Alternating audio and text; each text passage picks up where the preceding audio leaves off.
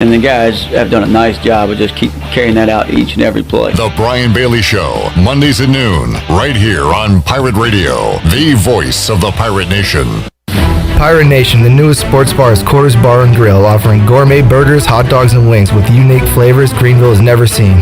Pirates like to drink too. Quarters Bar and Grill offers a selection of 10 beers on tap and over 50 different craft beers. Come check us out at Quarters Bar and Grill, open Wednesday to Sunday, 11 to 11, located at the shopping center next to Krispy Kreme. Check us out on Facebook and Instagram and be on the lookout for Quarters Cash hidden around downtown Greenville. Quarters Bar and Grill, the plunder never tasted so good.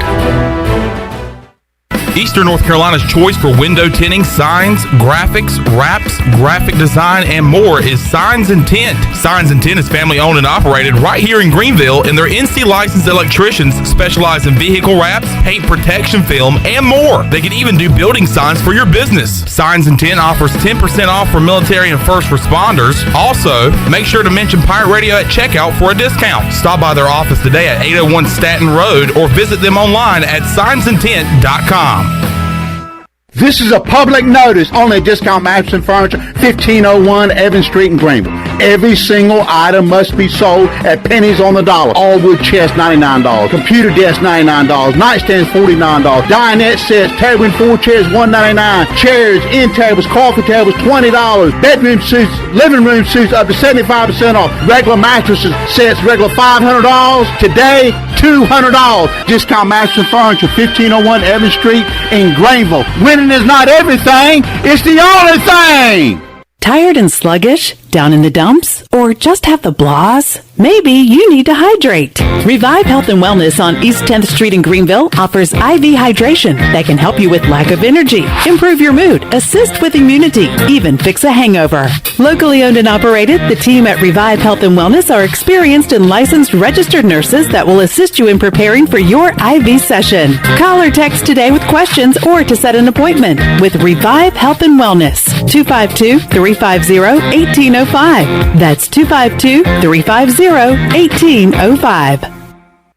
Ahoy, mateys! It's Captain Jack Spare of R&R Tire Express. We're here to serve our pirate community by offering easy payments for easy ownership.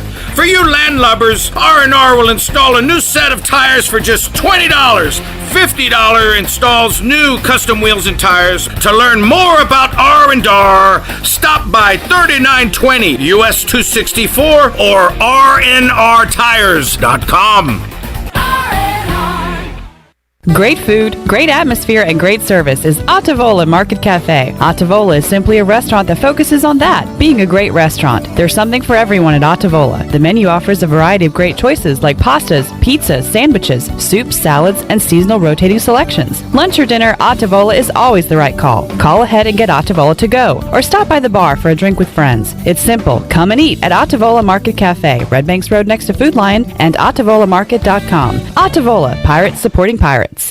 If you are push mowing your yard using an inefficient lawn tractor, or your current zero-turn spends more time in the shop than mowing your grass, it's time you look at a Hustler zero-turn lawnmower. Residential mowers from Hustler are built like tanks and drive like sports cars. All Hustler mowers have fabricated, welded steel decks. Don't settle on cheap units with flimsy stamped decks from big box stores. Come see Ron Ayers Motorsports. It will guide you to the right mower for your property and your budget. Find us at Ron Ayers Motorsports, Highway 11 north of the airport in Greenville.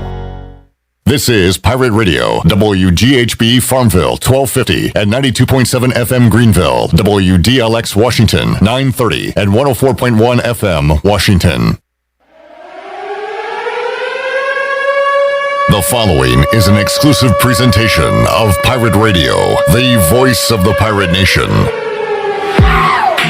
Welcome to Pirate Radio Live. You can paint this with purple. Now live from the Pirate Radio studios in the heart of the Pirate Nation, here is your host, Clip Brock. Hello and welcome to a Wednesday edition of Pirate Radio Live. Clip Brock here with you inside the Pirate Radio studios. And coming to you today on Pirate Radio 92.7 FM in Greenville, 104.1 in Washington. We're on 1250, 930. We are online, pr927fm.com. And you can find us on Facebook Live and YouTube if you want to participate on today's program. you can send us a tweet or drop us a message on Facebook Live. And also check out the show on YouTube, as you can find a lot of goodies there, including Mike Houston's press conference. We've got interviews with Pirate players Miles Berry, Fernando Fry, Tyler Snead, and coming up later today, we will have interviews with the coordinators, Donnie Kirkpatrick and Blake Harrell. So make sure you are subscribed to Pirate Radio TV on YouTube, and you can find all of that there as we get you ready for ECU Game Day Saturday. We'll be with you 11 a.m. on Saturday when the Pirates get ready to take on the Temple Owls.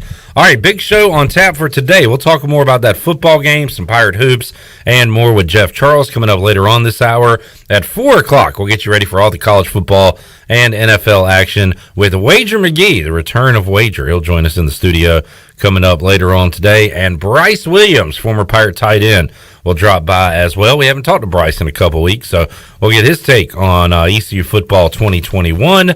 We'll go Pirate Radio outdoors. Maybe Wes and Bryce. That might be a nice mix in hour 3 as well. Interesting. Wes Hines is here. What's up, Wes? What's up, Clip? Good to see you, bud. Good to see you, too. We've got Wes here. Chandler's in the back row. So we got a lot of experience, and the most confidence I have in anyone in that room is intern Jalen. Oh, great. Thanks. Intern Jalen's also here as well. All right, let's get to our first guest of the day. It is time for playoff high school football. By the way, the Braves are world champions. I probably should say that. Of course. World freaking champions. We'll get to that later. But we got to talk some high school football, playoff football, with the head football coach of the J.H. Rose Rampants. He is Will Bland, joining us on the Fixed NC Live line to kick off a Wednesday show. Will, how you doing, man? Well, I'm doing pretty good. Hey, congratulations on a great season with your J.H. Rose Rampants, and didn't get off to the best of starts there, Will, with the 0-3 start, but how was your team able to bounce back from that, go 6-1 the rest of the way after that slow start? Well, I think it probably has to do with the fact that we played some real tough teams at the beginning. I think our 4 losses against teams that had a combined record only 2 losses, so we knew we had a tough schedule. It wasn't the way we wanted to start out, but I think the kids got together, got refocused, and then all of a sudden they started playing rampant football, and then we started reeling off a bunch of wins and stuff. So we're very proud of that. Absolutely. Great season once again for Will Bland. Following up, I guess, Will, the 2021 spring season, right? This is your second season of this year. So you guys have done a lot of winning football in this calendar year. Yeah, I mean, it's been really blessed to be able to have so many great players that I had. Back-to-back conference champs has been a real important thing that we have done here at Rose. Just want to try to keep the winning tradition going here, and then just try to make further in the playoffs this year. Well, Will, we talked about this leading up to the season, that this new conference you're in, it's going to feel like playoff football just about every week, right? So you've already almost been through a playoff. Now you're getting ready for the real playoffs. But how does that week in, week out, that murderer's row of a conference you play in, prepare you for what you're about to get into? Well, every week was a playoff atmosphere that we had to deal with. The likes of New Bern, the likes of Conley, being there to compete against a really good football program. Havelock being our last game, and their time day in, day out, always make a long run in the playoffs. So that just show that we have the ability to compete against some good teams. We know we can go in there, we can hang with them, we can play tough, and then eventually be able to pull out at the end if we have to. Talking to Will Bland, former ECU wide receiver, head football coach at J.H. Rose, getting ready for a playoff game coming up against Croatan this Friday night. Will, let's talk about your team before we look at the opponent. Who are the guys that have carried you here to this point? Who will you be counting on Friday night if the Rampants want to get... And then just try to get into some wide receiver hand. I've been really impressed with how Will has grown as our quarterback over the season, how he's been better, smart with the ball, not making that many turnovers. And then on defense aspect, we're just playing fast, just keeping the guys simple, making sure they know their assignment so they can be able to play fast and get some turnovers. Will, part of your job, part of the coaching staff's job is to get the ball in the hands of your playmaker, Michael Allen. Now, the defense is going to key in on that. But, B, how do you kind of use him as a decoy? It's kind of both of those things, right, if you want this offense to click? Yeah, and for the most part, he has been a great kid as far as his role. He's gonna get the ball at least 20 times a game, but when he don't get the ball, he helps other players get their yards, like Cleveland. I mean, like when we motion him out, he's gonna take about 2 kids with him. So, and then we hand the ball underneath to our bruising back Cleveland, and he does the rest as getting yards and getting some touchdowns. And then being able to pull away from our wide receivers, get backfield, so they got to honor that. And then we just get some of those young guys, some of our playmakers like Derek Geddes, Jaden Grimes, to catch the ball and get upfield and get us some points. Will Bland joining us. Will, what do you know about the opponent coming up on Friday night? I think they came in, I want to say 3rd or 4th in their conference, so they're going to be ready. They run the ball a lot. They get in a lot of not a lot of wing T, but a lot of power I, and then they like to run option with it. So we got to play assignment football on the defense aspect of it, play assignment football. Make sure we get to in the holes, and hopefully we can establish a run game. Will Bland joining us on the Fixed NC Live Line. Will, does practice feel any different this week leading up to a playoff game? I know you want to try to make it as normal as possible for the players, but does it have a different feel as you get ready for postseason football? Yeah, of course it does, because the fact that you actually get to bring up some of your kids that play JV, and those kids are trying to get some playing time. So, they participate as our scout team, and they do the scout team for the other team, and they go hard, which makes our offense and defense do real good for the varsity level. So they've been a real blessing, how hard they go, how much detail they put into trying to make us better. And, you want to reward them guys on Friday, if you can, by getting big leads and getting some shutouts so we can get some of them guys in. Will Bland joining us. Will, now you still keep up with the Pirates, former ECU wide receiver. How about the 4-4 Pirates trying to get to 5-4 while you're working hard at J.H. Rose? Have you been able to watch this team trying to get to a bowl game for the first time since 2014? Oh, yeah, I keep up with them. I watch them. I listen to them on the radio and stuff. So, very impressed. It reminds me of like when we was under Coach Thompson, when we got on the host, trying to get to that first bowl game in a while, and you just got to make sure the players are dialed in, know what's at stake, and, hey, this is your opportunity, because if you're senior, you want to get in the bowl game, get all that stuff that they get. So you just got to make sure they're tuned in and doing everything the right way and taking care of business. Yeah, I was going to bring that up, Will. You can certainly relate to what's happening right now, where you go through some dark times, but you start to climb out of that tunnel, right? And you see the light at the end of the road. You were a part of that during your time here at ECU, kind of returning East Carolina football back to its winning ways, and it looks like hopefully they're on that track right now.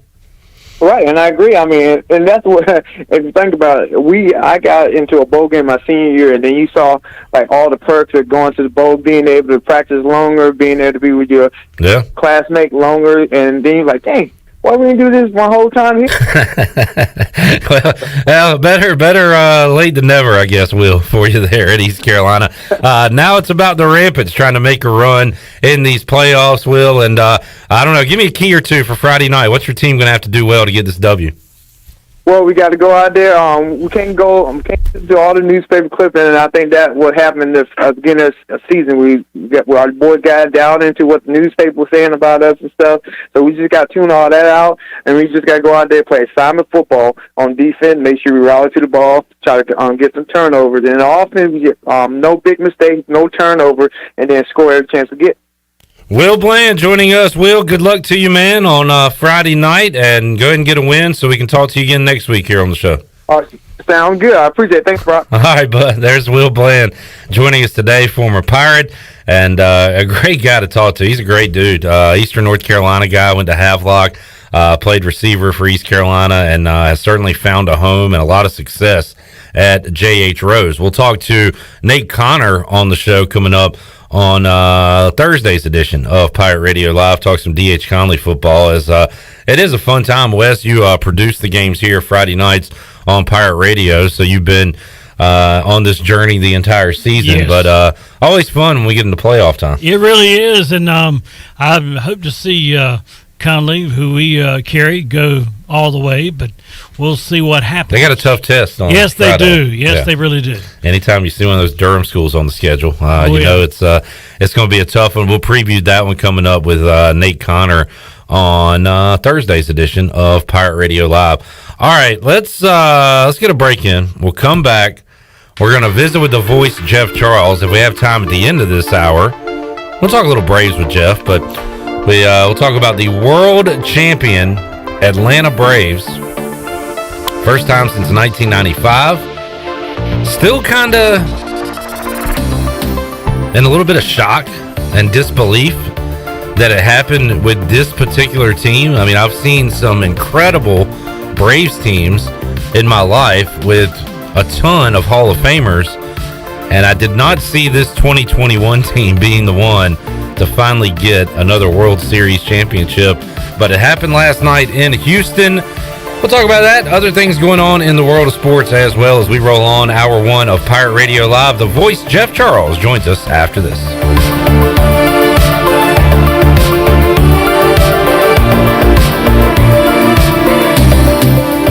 Pirate Nation, this is Tom Brown from Brown & Wood Buick GMC Truck. We've been serving the Pirate Nation in Eastern North Carolina for 83 years. We have 4 brands, 3 generations, 2 showrooms, and 1 goal to make sure you leave a happy customer. This month at Brown & Wood, get a 2021 GMC Sierra 1500. Save up to $3,000 off. And as always, Brown & Wood is the home of the lifetime powertrain warranty. We're located on Greenville Boulevard next to the Convention Center, or shop us online at brownandwoodauto.com. Burgers, wings, hand-cut, hand-breaded chicken tenders, fresh salads, and cold beer is the starting lineup at Tiebreakers and has been keeping customers happy for 20 years. Tiebreakers family atmosphere is the perfect place to come watch your favorite team play while enjoying a great lunch or dinner. In a hurry or looking for catering options? Get Tiebreakers to go. That now includes the new curbside pickup by ordering online at tiebreakersnc.com. Tiebreakers. University PC Care has been busier than ever repairing personal PC and Mac computers and iPhones during this pandemic, and we thank you for your support. Now, with everyone streaming and doing work from school and home, you may have discovered that your home Wi-Fi just isn't cutting it. It may be time to upgrade your home network, and University PC Care can help. To make a network assessment appointment and discover upgrade options that fit your home, go to talktowilliam.com or learn more at universitypccare.com. Well, the secret is out. CD's Grill has the best breakfast in Greenville. Start your day with a made-to-order breakfast Monday through Saturday at CD's Grill. Plus, you can enjoy lunch Monday through Friday. And their lunch specials are always a huge hit. Monday, it's barbecue chicken. Tuesday, pork tenderloin and gravy. Wednesday, chicken and pastry. Thursday, barbecue pork chops. And Friday, it's spaghetti. CD's Grill on Fire Tower Road in Winterville, near Evans Street. Stop by CD's Grill for the best country cooking around. The convenience of Pitt Greenville Airport is waiting just outside your front door. Service is back, so you're connected to destinations worldwide through flights from American Airlines. Plan your next trip. Book your flights today at flypgv.com or aa.com. Holiday time is precious. Save time and fly local at flypgv.com. Book today on American Airlines at PGV and enjoy the friendly convenience of flying from your local airport. American Airlines and PGV. Book now at flypgv.com. PGV, where the pirates fly. Hey, this is Troy D, proud ECU grad from the class of 94. And if you know me, you know I love the 90s here at ECU. It was some of our glory days, including bowl games, the Peach Bowl, and even a March Madness appearance. Relive those days with my friends from Tailgate Classics. Tailgate Classics is a cool retro store with all types of merchandise, including the 90s ECU vintage tees and hats. Check out Tailgate Classics in person, 304 Evans Street, or online at shoptailgateclassics.com. Tailgate Classics, bringing back the throwbacks. To some, that may just sound like ice hitting heavy-duty plastic. But to a Bud Light legend, it's a signal that says it's time. Time to dust off the barbecue tongs and load up the cooler with 37 Bud Lights and an assortment of dips. Because it's time to take back all the fun we've missed. Welcome back, Bud Light legends. Let's take summer by the coolers. Cooler up at BudLightLegends.com. Enjoy responsibly. 2021 AB Bud Light Beer, St. Louis, Missouri. On Saturdays, your team needs you, your sofa needs you, and you need a Jersey Mike's sub. Get it all with free Saturday delivery when you order through the Jersey Mike's app. Jersey Mike's, a sub above. This Saturday, while you watch the game at home, we're watching the grill at Jersey Mike's. Order through the Jersey Mike's app for free delivery on Saturdays. Unless you're going to miss hearing this. Jersey Mike's, a sub above. This is Marcus Crandall, former ECU Pirate and Grey Cup champion. And you're listening to Pirate Radio, the voice of the Pirate Nation.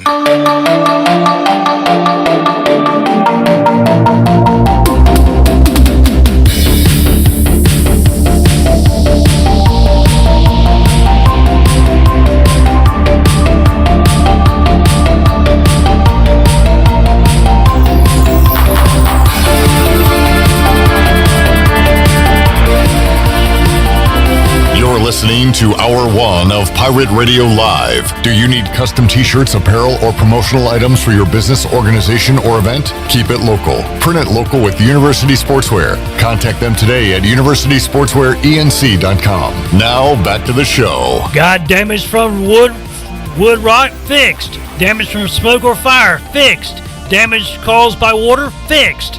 If you've got damage, use a contractor that works for you, not your insurance company.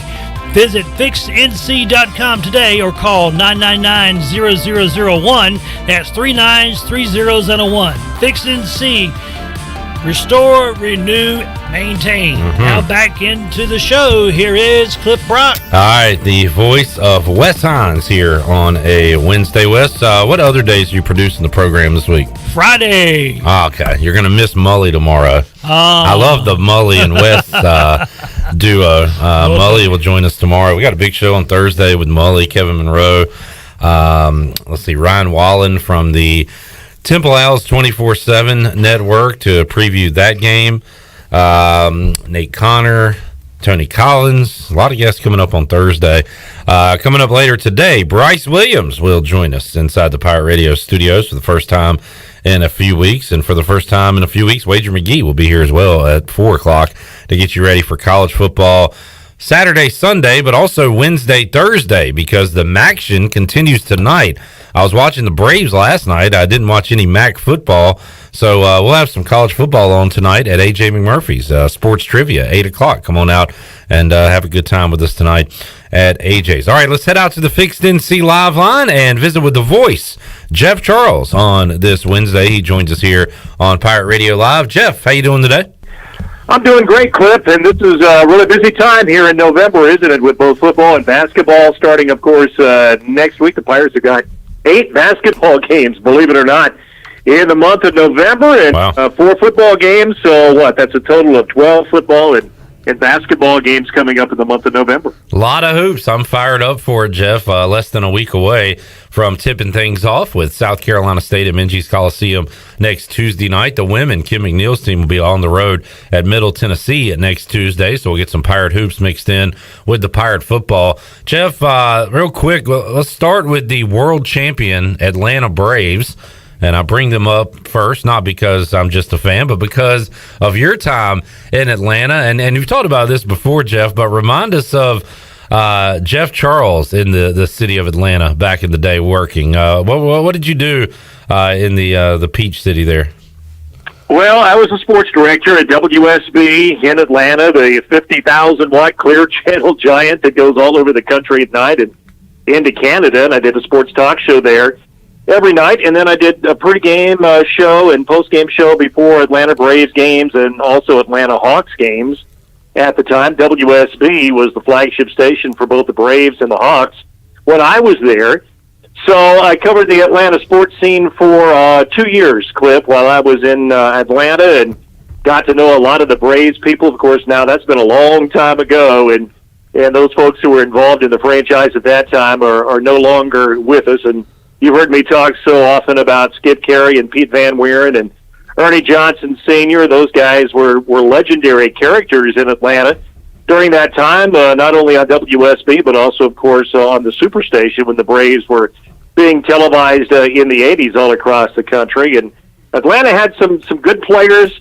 When I was there, Clip, nothing like what we saw in the mid-90s or what we are seeing today. But they had good players, but they were kind of a middle of the pack, maybe even an also-ran at times kind of team. So it's really good to see Atlanta on top now, and my goodness, they got that great pitching last night. And, Clip, I know in sports we have an awful lot of worn-out old cliches, but this one does apply. Good pitching will stop good hitting every time, and I think that's what we saw last night. You would think going into that game in Houston that the Astros were going to score a bunch of runs at home, and guess what? They ended up getting shut out, and you got to give credit to Fried and company. They came out and just pitched a terrific game last night, and again, the pitching was terrific, and it stopped the Astros' fine hitting. Well, Jeff, one guy that has been around and was part of the organization when you were there in Atlanta is Brian Snitker. His run with the Braves organization has been incredible, starting with, a 3-year minor league player that then got into coaching and coached the Durham Bulls as part of the organization and worked his way up, third base coach, now the manager of the Braves. And it's incredible to see a guy stick with a team like that for all these years. He's been with one organization pretty much his entire life, and was happy to see him end it with a ring last night. Yeah, no doubt about that. A baseball lifer for sure. I never did cross paths with Brian Snitker, but my goodness, what a great job he's done throughout the entire career he's had with the Braves organization. And, those guys are kind of dinosaurs these days, Cliff. Very few guys end up staying with the same franchise, decade after decade like he has. So it's a great story. It's a story of loyalty and perseverance and stick-to-itiveness, and just good for Brian Snitker. I know he's a really good guy, and good to see those type of people get on top, and hopefully he can keep the Braves on top for a little while. It was great to see that, Jeff, and also great to see what the Pirates have been doing on the football field lately. A return to the Conference USA Championship days, running the football and playing good defense, and that's what they did against South Florida last Thursday. The Pirates getting a 100-yard night from Rajay Harris, Holton Ahlers, and Keaton Mitchell had 70-plus yards on the ground. And that defense, Jeff, just swarming, forcing turnovers, back-to-back games with shutouts in the second half. And that's it's kind of what Mike Houston's been talking about since he first got here, right, Voice? That's the kind of football he wants to play. And it was on display last Thursday. It really was, Cliff, and it's so much fun to watch this defense fly around and make big plays and get the picks and get the tackles behind the line of scrimmage and get the sacks. I mean, they are a lot of fun to watch, and they're playing right at 25 players every game on defense. So the guys who are out there can just go out there and let it rip, and they know they can give 110% on every play, and if they get a little bit winded, the next guy comes in, and he's just as good. So they're really developing a tremendous amount of depth on that side of the ball. And, Cliff, as you look into the crystal ball in the future, almost all of those guys are coming back next year. Now, in this day and age of college football now where guys can transfer at the drop of a hat, you certainly hope that they all come back, but it is a different landscape, as we know. But again, this is a young defense. They're really fired up. They believe now in Blake Harrell, the defensive coordinator, and the scheme.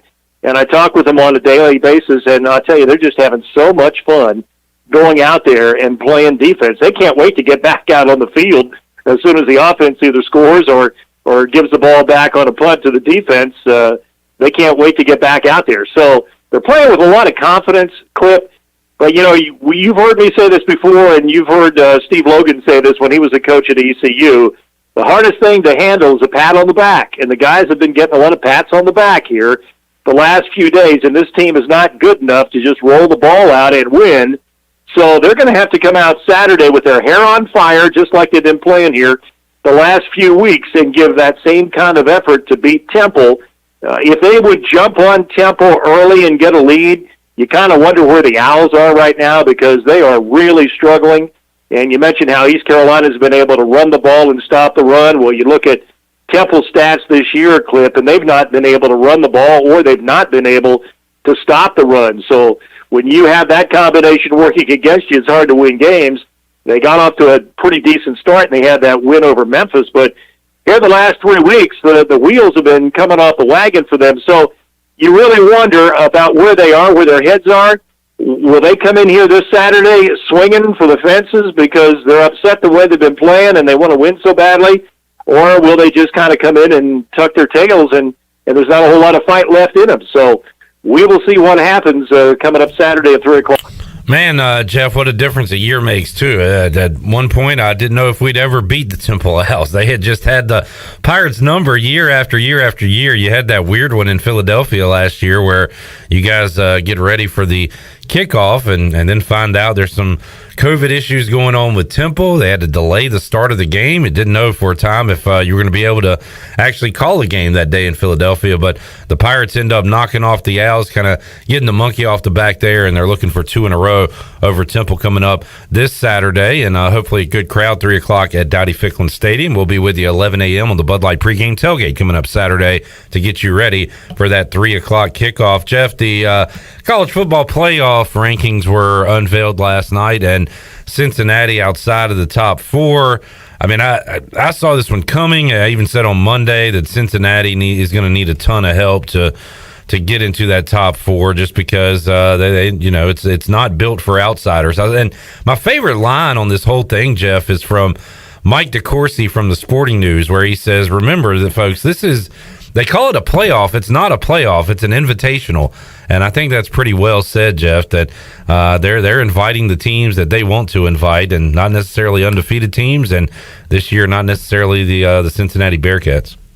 Well, that's unfortunate. Maybe that will change, but it probably won't, Clip. And again, the committee always just got to get a kick out of people calling it the committee. That's what it is, but it has really taken on a lot of water here in 24 hours. Yeah. As far as the national media is concerned, local media, I'm sure in the city of Cincinnati, the local media there is just grilling them, and rightly so. If you're a Cincinnati fan and you live in the city there, went to school there, you've got to be pretty unhappy with what came out of the poll yesterday. But I guess we were all braced for it.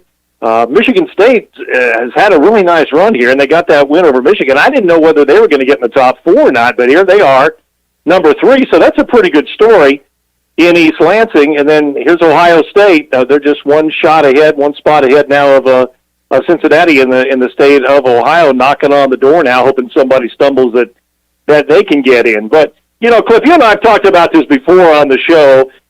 There's such a great love in this country for college football, and sometimes I really wonder why, because, as you mentioned, it's almost like the Invitational, the same teams every year playing for the national championship, it seems. You might have one team drop out and another new one come in, but we all know who the Blue Bloods are. There are about 8 schools in America that legitimately have a shot to win the national championship on a yearly basis, and it's just tough to break through. Now, if you are Cincinnati and you do go undefeated, and of course we hope the Pirates have something to say about that in 3 weeks, but if you do, and then you say goodbye to the American, at least you join the party, and you're in the Big 12, and you're going to have a better chance of getting in than you would in the American Athletic Conference, and I'm sure that's what they're preparing their fan base for. If they don't get in this year, hey, we're moving on to the Big 12, and we've got a better chance to play for a national championship, which is true, but the Big 12, as we know, is not going to be the Big 12 that we know today. So for them, they are hoping that they improve their chances because they still will be in a Power 5 league if the Big 12 retains that, and right now all indications are that they will. But you have to feel for Cincinnati. They have done a remarkable job. Luke Fickell has been absolutely terrific, and remember, he got bypassed for the Ohio State job when they hired Ryan Day, and Luke Fickell went to Cincinnati, and he's done a terrific job there. They've always had a good recruiting base, Clip. If you look down through the years at Cincinnati's roster, so many of their linemen, especially offensive linemen, come from right there in the city of Cincinnati, and they're in that tri-state area, and there are a lot of football players there, so they've always had a good recruiting base, and now that they've won, they can go out more nationally and into the South and into Florida and get players. So hats off to them. They've done a great job with their program. I wish they were staying in the American because it just makes the American a better league with the Cincinnati Bearcats in there, both in football and in basketball.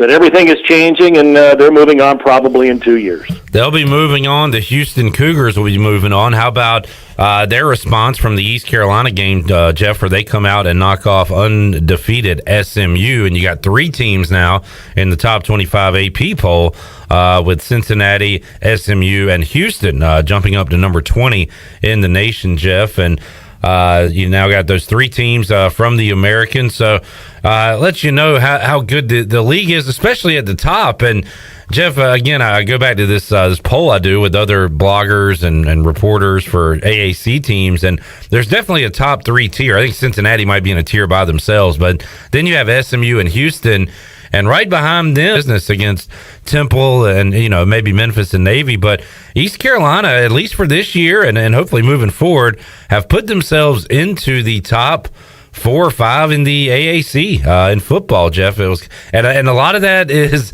due to how they played, but a lot of that is due to other teams being down in 2021. But man, it's a world of difference from where this team was compared to AAC schools in the past 3, 4, 5, 6 years. Well, when you pick up the standings and you look, it's good to see the Pirates not at the bottom and more in the middle of the pack. And you almost do a double take because for so long, East Carolina has been right there, as we all know, the pack. And hopefully East Carolina can keep moving up. Now, there's a lot to be played for here these last 4 games, as we know, and a lot on the line. The guys have to come out and take them one at a time. As Mike Houston says, it's 1-0 this week, guys, and so that's their focus. And they've got to beat Temple. They're double-digit favorites to beat Temple this week. And then going to Memphis, that will be a very interesting game we'll talk about next week. This is a Memphis team that's not quite as good as they have been in past years. And if the Pirates can play really well against Temple, you would think they have a shot going to Memphis to win that game on the road. It won't be easy, but you feel better about going down to Memphis now than you did the last time they went down there where they really got waxed. So, it's all there for the guys, and they know it better than anyone. The coaching staff and the players, they all know what's at stake down the stretch for this team is to get to a bowl. And I can tell when I talk with the players, their eyes light up when you talk about going to a bowl. I mean, this is really something they want to do. Those of us who have been around big, when you start talking about going to a bowl and maybe going to a great city and experiencing a bowl atmosphere and a bowl experience. So that's something that these kids really want to do.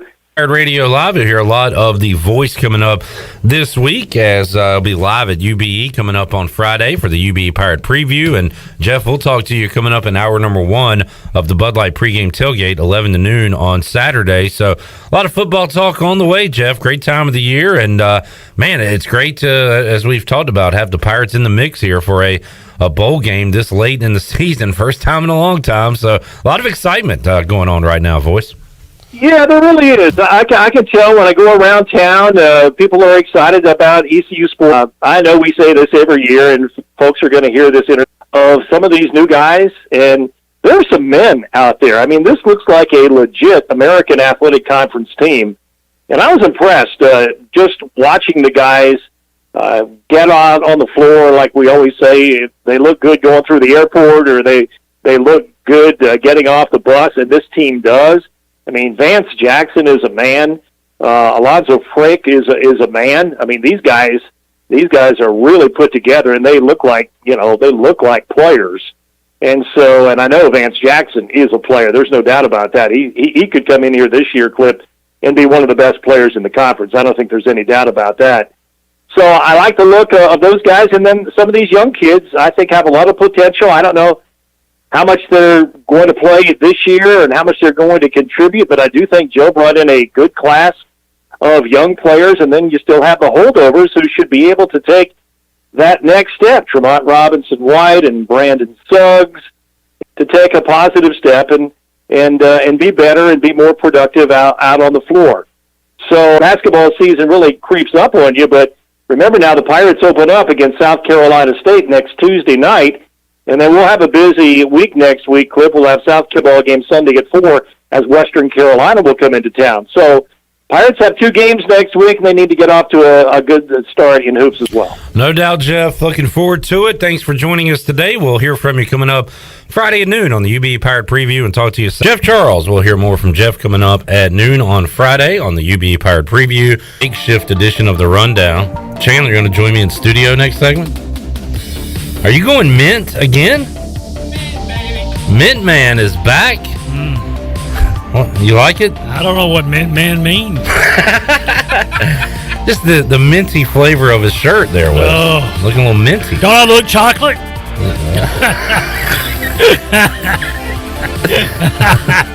All right, let's go to break. We'll come back. We'll have more after this.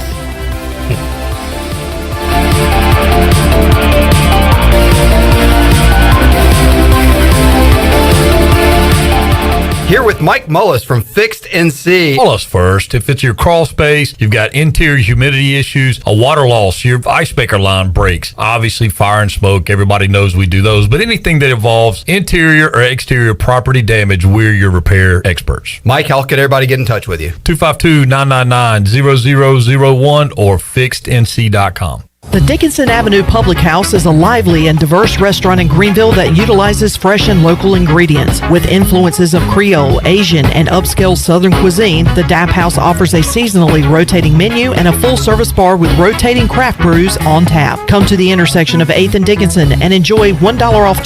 For more details, check out their website at daphousенc.com. Hey Pirate Nation, be sure you have the best comfortable shoes this tailgate season with a stop at Flea Feet. This is ECU alum Chris Lunyon, owner of Flea Feet of Greenville, and we provide solutions through one-on-one service to runners, walkers, and everyone in between. Flea Feet has the tools and technology to get you on the right shoe, including a 3D foot scanner that measures arch height, width, and more. Come visit us on Greenville Boulevard in the public shopping center right near the stadium. Be sure to run with us on Facebook and Instagram. Flea Feet, we run for you. Go Pirate! Fresh tires or fuel during a race, my pit crew takes care of everything. Off the track, I have an auto owner's independent agent. They handle all my insurance in one place: car, home, life, and business. Get your own pit crew and find a local agency with auto owner's insurance. This is Norm Bryant with Town Insurance in Greenville. Call me today at 756-8300. Go Pirates. I'm Sam Jones, and for more than 3 generations, my folks have kept the fires burning for Eastern North Carolina Whole Hog Barbecue. At Sam Jones, you'll find our smokehouse pumping out wood-fired meats, cooked fresh every single day. There are no freezers at our place. Everything, and we mean everything, is made fresh daily, including our sides, sweets, and sauces. Stop in and see us, and I bet you'll be able to taste our passion in just one bite. At Sam Jones Barbecue, you'll find plenty of smoke, but no mirrors. Be sure to check out David Price Construction for all of your commercial or custom residential renovation and building needs. Run by ECU alumni, David Price Construction specializes in commercial projects, maintenance on facilities, and large-scale residential renovations and additions. Proud to be voted the Remodeler of the Year by the Home Builders Association of Raleigh-Wake County in 2018 and Best Business Commercial Remodel Project winner for 2020. David Price Construction, the proud Sparky Snowballs has been making smiles happen for over 20 years. If you're not in the mood to chill out with a snowball, Sparky's funnel cakes and fried Oreos are a perfect Sparky-licious treat every time. Are you having an event, party, or fundraiser? Call Sparky's to come on site. Remember to follow Sparky's on Facebook or visit SparkySnowballs.com to see where they'll be next. Although innovative new resources such as digital media and social networks have grown in popularity, smart marketers recognize that printing is a mainstay. We live in an age of computer hacking, scams, and fly-by-night businesses, so it's reassuring to consumers when they receive printed marketing pieces. It exemplifies business confidence and conveys a high level of commitment. It also fosters trust, which leads to engagement and ultimately brand loyalty. When you're ready to grow your business, come to PIP, where business goes to grow. This is Brian Bailey, host of The Brian Bailey Show, and you're listening to Pirate Radio, the voice of the Pirate Nation.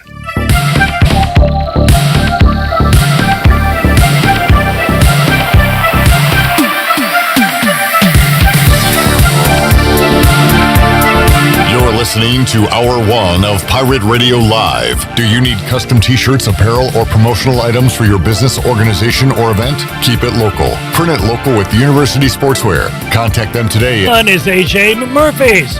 AJ's has daily food and drink specials and an awesome patio, perfect for some outdoor dining.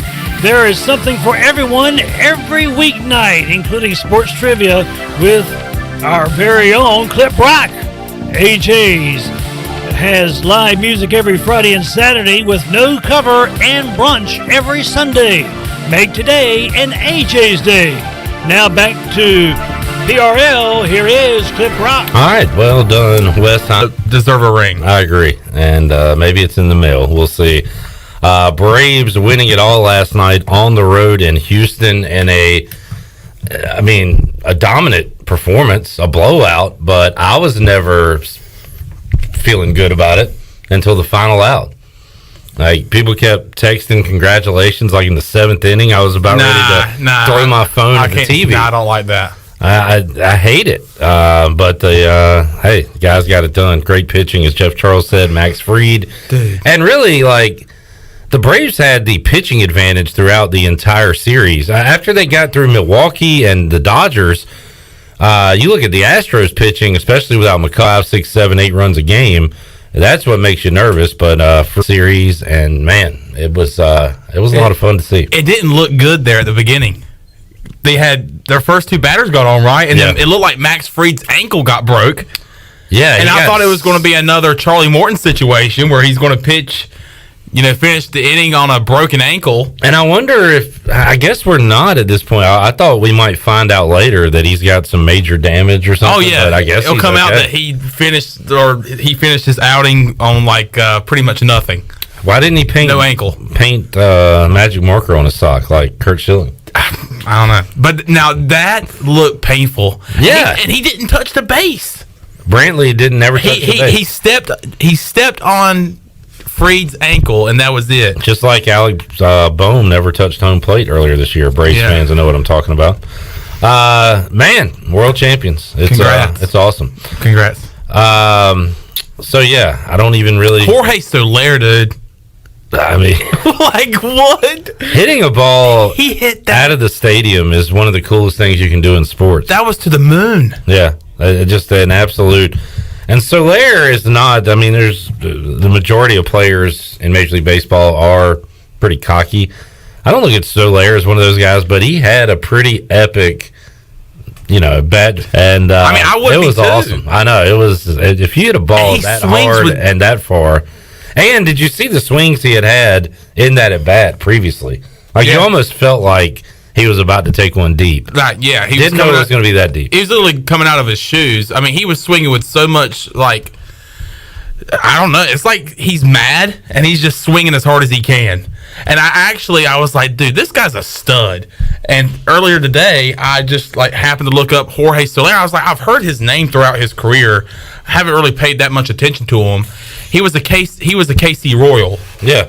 Before this, I don't know if he was anywhere else in the league. He won with the Cubs, which I don't remember. Maybe that's where I remember his name. I remember him as a Royal. Yeah. But now it was like 11-minute highlight tape of him just hitting tanks. Yeah. I mean, there was one where he hit at Fenway. He hit it over the monster and off the sign behind the monster.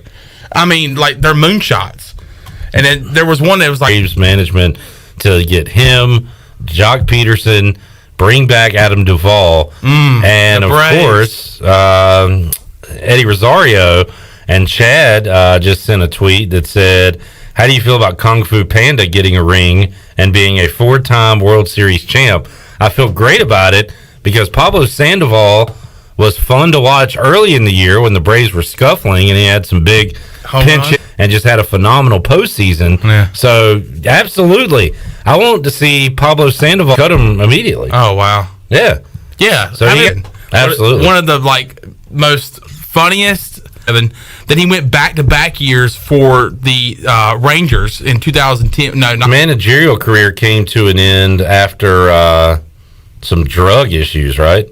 I believe there was some blood off field, and he's one of the most beloved people in the organization right now. Just watching him work with Ozzie Albies and Freddie Freeman before game and doing the drills that they do. He is a master instructor, and Brian Snicker talked about that on the post game. He talked about the coaching staff, which is players from my childhood, Eric Young, EY, Walt Weiss, Kevin Seitzer, like guys I remember playing. They're all on this Braves coaching staff, and he gave them a lot of credit in this team's success this year. It was awesome to see. And so is the parade, is that going to be like an access to watch, or like probably watch it online? I mean, yeah, I watched, pull it up here, man. What time is it? I watched all the post game last night. I love David Ortiz, by the way, the player, and I saw you tweet that. I don't know what you were talking about. He was he's just so fun to watch interact with the players, and he's a huge Freddie Freeman fan. He was, Max Fried was almost like in awe of getting compliments from David Ortiz after the game. Frank Thomas is a Georgia guy, a guy that grew up a Braves fan, and he almost was like jealous of Freddie Freeman and Dansby Swanson in particular. He's an Atlanta guy who is a local kid who got to win it for the Braves. Like Frank Thomas was like jealous of that. Is his city. That. Yeah, this is his bleeping city. Kevin asked, have I ordered any World Series merch yet? He said he dropped about $100 last night. Not yet, Kevin. I will be getting the hat with the World Series patch on the side for sure. That will be for sure one of my purchases. I used to, as a kid, well, it was the Super Bowl and national championships and basketball and stuff. I used to be so amazed that they used to have the merch out as soon as the game was over. All right, well, I'm older than you, but I used to, after every championship, I flip over to QVC. Do you even know what that is? The shopping channel. Wes, you know what it is. Oh, yeah, I remember it. So right after championships, because I was like, so how did they know who's going to win? Right, like this? Yeah. They already had the design. I'm like, how do they do this so quick? My small brain couldn't comprehend that they did it for both teams. I was just amazed that they knew who was going to win the championship. And immediately right after it, flip over to QVC, they'd be selling the merch right there. You could call in and order it on your your phone. And they used to, and they still do this to this day, is like the paper. They'll have the paper up there, and it's like world champs. Yeah. And I'm like, how do they print that paper so fast? How do they get the picture? I mean, how? And take it over the Astros, which is great for Braves fans, and I got a lot of friends that are Braves fans that I've interacted with, and also great for non-Astros fans because they are the most hated team in baseball. Mm-hmm. So everybody got to celebrate last night. So Dansby Swanson, the local kid, the Atlanta kid, he gets the final out and to win the pennant, and he gets the final out to win the World Series. That's crazy. While we got a few minutes here, we'll wrap up hour one. I want to bring Wes in for this Jeff Banks story. Okay. Talked about it yesterday, Wes. Do you know who Pole Assassin is? No, I have no. Okay. I have no clue. All right. This ought to be fun. Jeff Banks is a special teams coach for the Texas Longhorns football team. All right. He, well, here's the first line of the story. A Texas assistant coach's partner appears to have deleted her Twitter account after responding to allegations the couple's emotional support monkey bit a trick-or-treater at their home over Halloween weekend. Now, there's so many parts of the story, Wes. So, Banks apparently left his wife to be with this woman whose nickname is Pole Assassin. Oh, my. Because she was an exotic dancer. Okay. I don't want to say stripper. It seems so negative. Right? Exotic dancer sound like we all sounds provocative. We all technically are strippers. Like before we get in the shower, we take our clothes off, right? Yeah. Just stripping. Although I'm a little modest. I go fully clothed in the shower. Oh man, no way, legend. No way, no way. So exotic, like painters, we don't call them colorers. All they're doing is throwing some colors. Yeah. Like stripper sounds bad. Exotic dancer, I think, sounds pretty professional. So anyway, Pole Assassin. She's been on Jerry Springer. You're probably a Jerry Springer on that show. Well, Anyway, with her. Okay. This is crazy, dude. Some sort of haunted house area around their house. Right. And like kids from the neighborhood would come over, be there, and do all the festivities during Halloween. That's fake, whatever. But then the girl herself, the woman herself, comes out and basically says, "Don't believe everything you read. This isn't true. That kid was not supposed to be there." So there was a monkey, there was a kid, there was an incident. Yeah. And now we're just trying to piece it all together as to what exactly happened. So now there is she actually put out a video on Twitter of the monkey's setup, like his living quarters and everything. Right. And was like, "See, you're not supposed to be around here, and don't put your hands inside the monkey cage," and all that. So well, that reminds you of the little house on the prairie? on the little house on the prairie that they had the it was I think it was the Evil One episode, which is, remember the little house on the prairie, the later years. Remember? I don't, but go ahead. Man, there was they had a guy who was supposedly selling this elixir that was supposed to help with all your aches and pains, and then you give him 10 cents and you go see the most miraculous thing behind the tent, and you go in the tent, and there's this half man, half bear looking thing. Okay. So we're talking about Little House on the Prairie? Boy, they got weird storylines going late in the run there. Wow. Yeah. But I mean, so did the man bear bite anybody? Is that where we're getting to? Yeah, I mean, it literally attacked his owner. Did this scar you for life? Like this? That's no.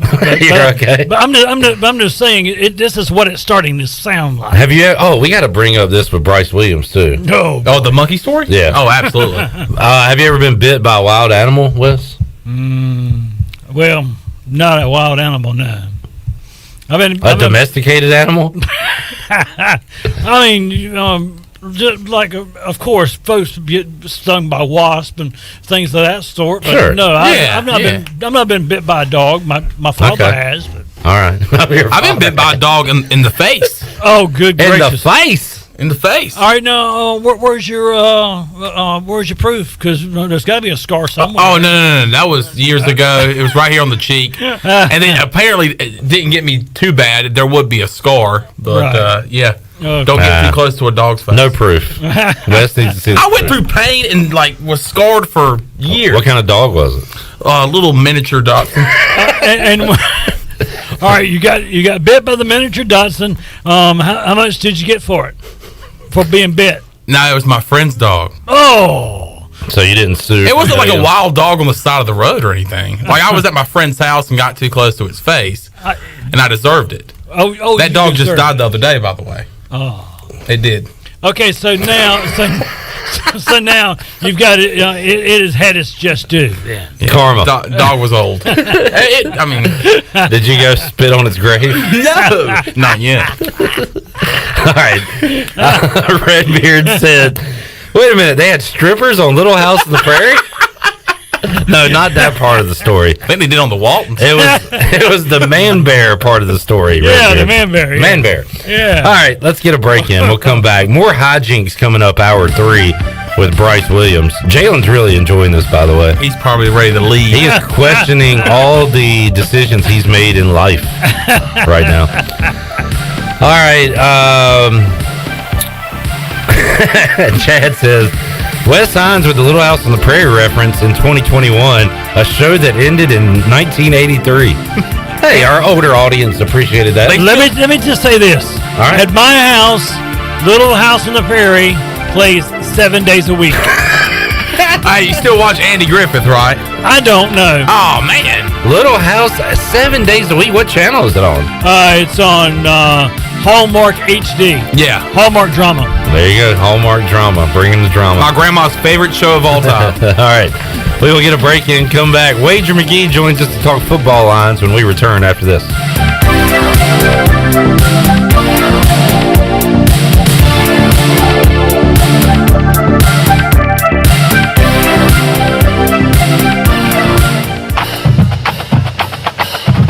you ready, Pirate fans? Freeboot Friday is back. Uptown Greenville invites you to Freeboot Friday, the official pep rally of home ECU football games. Join fans for live music, food, beer and wine, children's activities, and more. Brought to you by Wells Fargo, the Freeboot Fun takes place from 5:30 to 8:30 p.m. each Friday before ECU home football games in the 5 Points Plaza. Visit uptowngreenville.com for more information. And as always, go Pirates!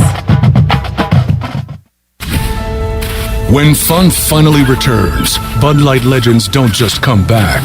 They come roaring back, carrying a cooler full of Bud Lights, an inflatable dolphin, and those Velcro pads with the balls that stick to them.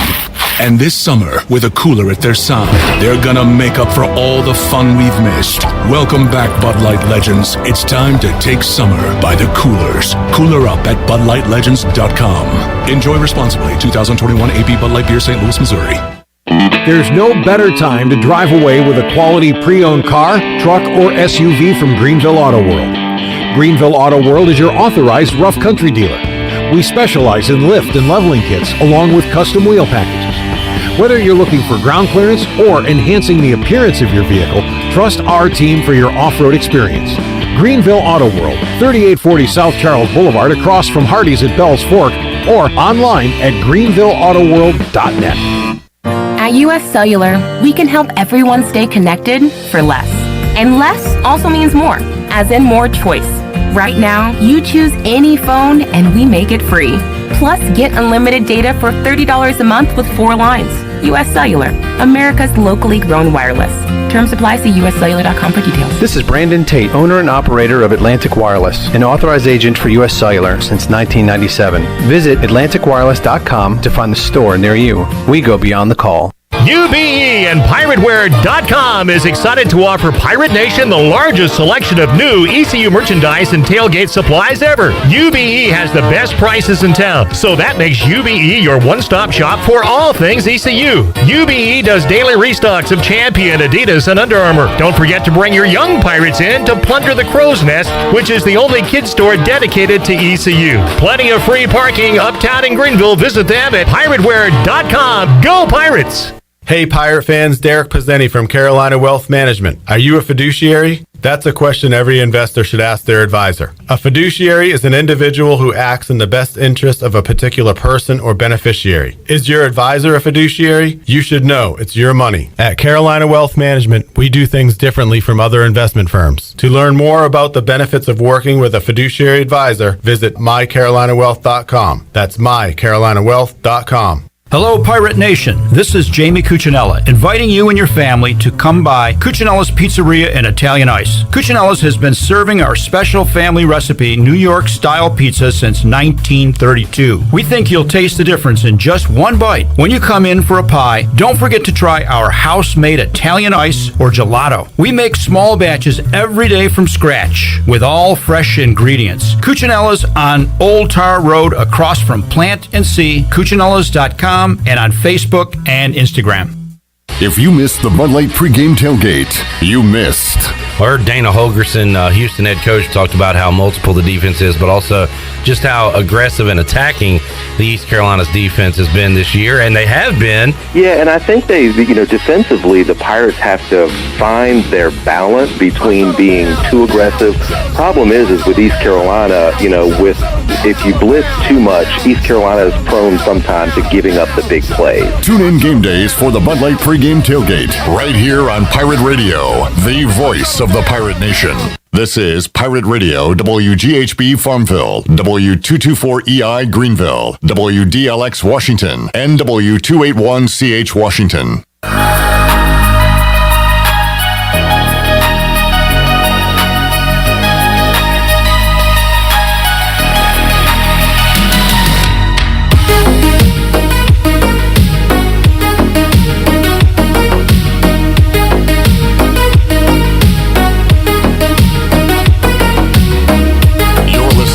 Hour 2 of Pirate Radio Live. Save lives, be a hero, and make $700 your very first month donating plasma at Grifols Biomat USA. It's the easiest way to make extra money. Start now at Biomat USA on 505 South Memorial Drive. Make up to $700 in a month and save lives now at Grifols Biomat USA. A better donor experience and better pay. Now, back to the show. Villa Verde on 10th Street and Villa Verde Dos by the hospital are open for your serving unique and healthy dishes from the Dominican Republic. Order online at myvillaverde.com or Villa Verde app. Order a family meal that feeds 6 to 7 people and they will have it ready for you curbside pickup today. Whether it's dine in or take out, Villa Verde is a platform for good. Now back to PRL. In the second hour, here is Clip Brock. All right, what an intro. Thank you, Wes Hines. Producing today, intern Chandler Honeycutt, also in Studio B. And joining me in Studio A, he is back on a Wednesday. Wager McGee is here. Hello, Wager. Hey, Clip. Good to see you. Good seeing you. Congrats. Yeah, man. I know you had a lot to do with it. I feel like, again, I don't know if I'm going to get a ring, but a lot of time, effort, emotion. I invested a lot emotionally in this team. The great thing about this one is you're probably going to be the World Series champion for 2 years now because they're not going to play next year due to a lockout. So the Braves got the first one back from a lockout in the 90s, and now they get one going into the next one. So, Braves and lockouts. We might get to sit on this one for a while. You're right. I think you may be good till 23 on this one. All right, I like it. Yep. A lot of junk talking from me to my Phillies, Mets, pretty much anybody that doesn't root for the Braves. All right, how are you doing in your big Vegas contest? What are you looking like? Did good. We have 2 entries, one in Circa and one in Westgate. Went 4-1 in both last week. Tried to fight off the Vikings, but they're stale lines, right? So the Vikings on Wednesday were plus 1.5, and by the time we had turned in the entry, they were minus 4.5. You can't give up 6 points value, but I knew they were going to lose that game. Primetime Cousins. Yep. But we went with it anyway. 4-1. We're the same in both, so we're 23-16-1, and which is amazing because we haven't sent the same picks in on either side. Last week we were really like all over the place. We were like trying to pick up the 4 lines with value and then the ones that were our best bets. And I think New England was the only crossover on both. The Giants almost made both. But I had Denver on 1, stayed away from the Falcons, which was good. So I know Green Bay, we were Green Bay, even though that was up to 7.5. There's just too many points. I like Green Bay this week at 7.5 with all the wide receivers back. So, which is what the line 7.5 now. Who's the quarterback? Jordan Love, Utah State. Yeah, he was good at Utah State. He gets rested wide receivers back against Kansas City defense, plus they're 31st in the league against Kansas City doesn't cover against anybody except the Washington football team. We'll talk NFL a little later. Okay. Are you willing to lay 16 points with the East Carolina Pirates? I don't. This line tells me that Vegas thinks Temple is just closing shop here, which they very well could be. Very well may be, and you got a Pirate team that's like now playing for a lot. I mean, I was putting the notes. This is the week that we always talk about every year. And ECU doesn't have 5 wins, right? They got 4. So get them to 5. 5. But there's a lot of teams. This is a key week for a lot of teams at 5 wins. You got to get a 6th win because a lot of teams go into it like ECU. ECU's got to get their 5th because their schedule gets a little tougher. Yeah, moving in. That was their goal this year, right? Was 6 wins bowl game. It probably, I'm not in the locker room, but I gotta think they weren't probably talking about Conference US or American. You don't have to be in the locker rooms. Yeah. Colt Nailers has stated they want to get 6 wins. Yeah, and the bowl game, and that's it for a team that's for a lot of teams, and it's going to be a big deal for them. So, but they still don't need to win by more than 16 to get there. Yeah. So, I don't know. I like laying small points, like we were talking about, laying small points, taking big points, laying 16. Ugh. That's a lot of points. I think they win. I would probably just stay away from the 16, but if I had to gun to the head, had to pick, I would probably lay the 16 against Temple the way that they've kind of quit. Yeah, and ECU finally got over the Temple Bugaboo last year with a win in Philadelphia against their sixth-string quarterback or whatever. So they know they can beat them. Got them at home. Important game, and we'll see what happens on Saturday. All right, let's talk Wednesday night football. Be watching this at AJ's tonight. We got some action, which last night it started on a Tuesday night. I was locked into baseball, so didn't watch any of it. I'm excited tonight to have some college football on wager. We got Northern Illinois, a road dog, plus 3.5 against Kent State, total at 72. And then Central Michigan at Western Michigan. And the Broncos are a favorite over the Chippewas by 964.5 total. So are we really going to see that many points tonight in those games? I think we can. And last night was all dogs. Akron fumbled late, or it would have been all dogs money line. I think they were getting 20 points. So remember, all dogs go to heaven? Yeah. All Mac dogs just need to make us money. I mean, they were... It was dogs. I saw something else. What would a money line dog parlay last night pay? Oh, gosh. And if they'd scored, that game would have gone over as well. I don't know why Northern. I think the wrong team's favored in that game. I get it. They're on the road, but Northern catching 3.5 against Kent, I really like. I mean, this is a team that's really been Northern. They played Georgia Tech, Wyoming, Michigan to start. Beat Georgia Tech straight up. They were 2-1 against the spread. They're 5-0 straight up since then, 4-1 against the spread. Last week, won 39-38 against Central Michigan as a dog. And they're 4-2 straight up in 6 games as a dog. Not only just covering, they're 5-1 against the spread. Their only game they didn't cover was a 63-10 loss to Michigan. So you sprinkling? I think I'm going to sprinkle a little bit. So, and I can see the other side why the total is so high.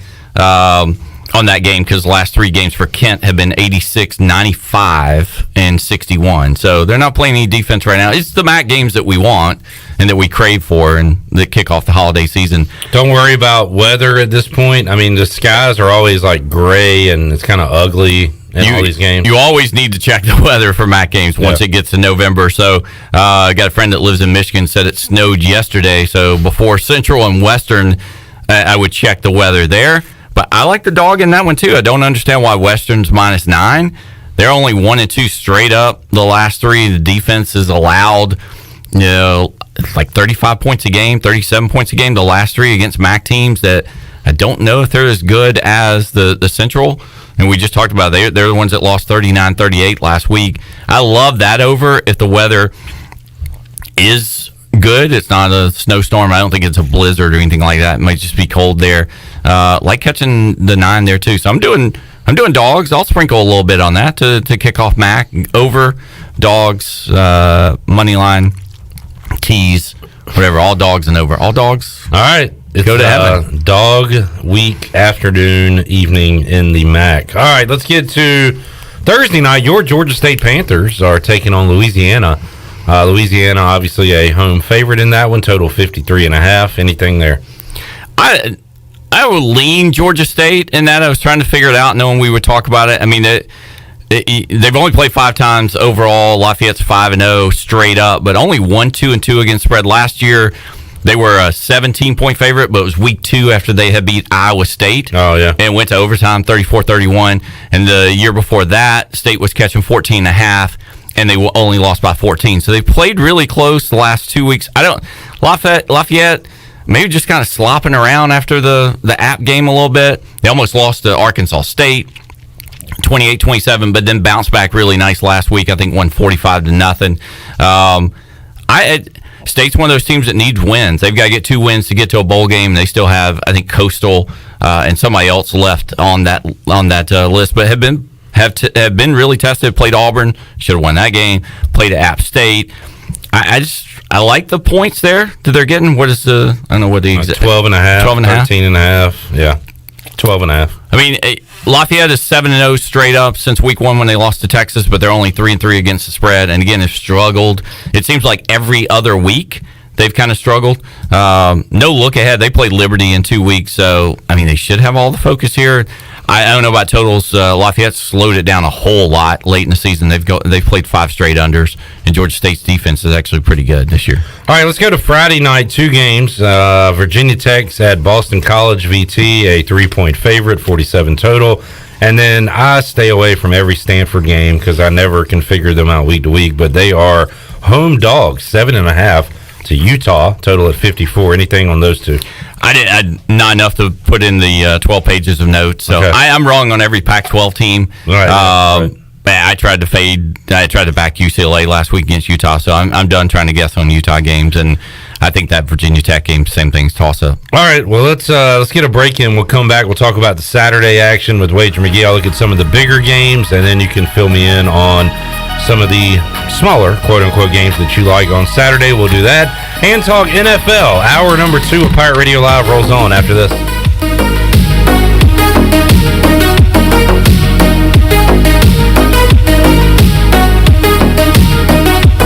Eastern North Carolina's choice for window tinting, signs, graphics, wraps, graphic design, and more is Signs and Tint. Signs and Tint is family owned and operated right here in Greenville, and their NC licensed electricians specialize in vehicle wraps, paint protection film, and more. They can even do building signs for your business. Signs and Tint offers 10% off for military and first responders. Also, make sure to mention Pirate Radio at checkout for a discount. Stop by their office today at 801 Staten Road or visit them online at signsandtint.com. The Buccaneer Music Hall is your beacon of music in the land of Pirates and ENC. Open 7 days a week from noon until 2 a.m., the Buck features live music every night of the week. Tuesday is karaoke with DJ Captain Morgan. Wednesday is acoustic night. Thursday is the DJ dance party. And Friday and Saturday nights, it's live bands. Check out the Buck's Facebook or Instagram page for more information. The Buccaneer Music Hall. We'll see you at the Buck. If you missed the Bud Light pregame tailgate, you missed. Our Dana Holgerson, Houston head coach, talked about how multiple the defense is, but also just how aggressive and attacking the East Carolina's defense has been this year, and they have been. Yeah, and I think defensively, the Pirates have to find their balance between being too aggressive. Problem is with East Carolina, if you blitz too much, East Carolina is prone sometimes to giving up the big plays. Tune in game days for the Bud Light pregame tailgate right here on Pirate Radio, the voice of the Pirate Nation. Tired and sluggish? Down in the dumps? Or just have the blahs? Maybe you need to hydrate. Revive Health and Wellness on East 10th Street in Greenville offers IV hydration that can help you with lack of energy, improve your mood, assist with immunity, even fix a hangover. Locally owned and operated, the team at Revive Health and Wellness are experienced and licensed registered nurses that will assist you in preparing for your IV session. Call or text today with questions or to set an appointment with Revive Health and Wellness. 252-350-1805. That's 252-350-1805. Blue 42! Blue 42!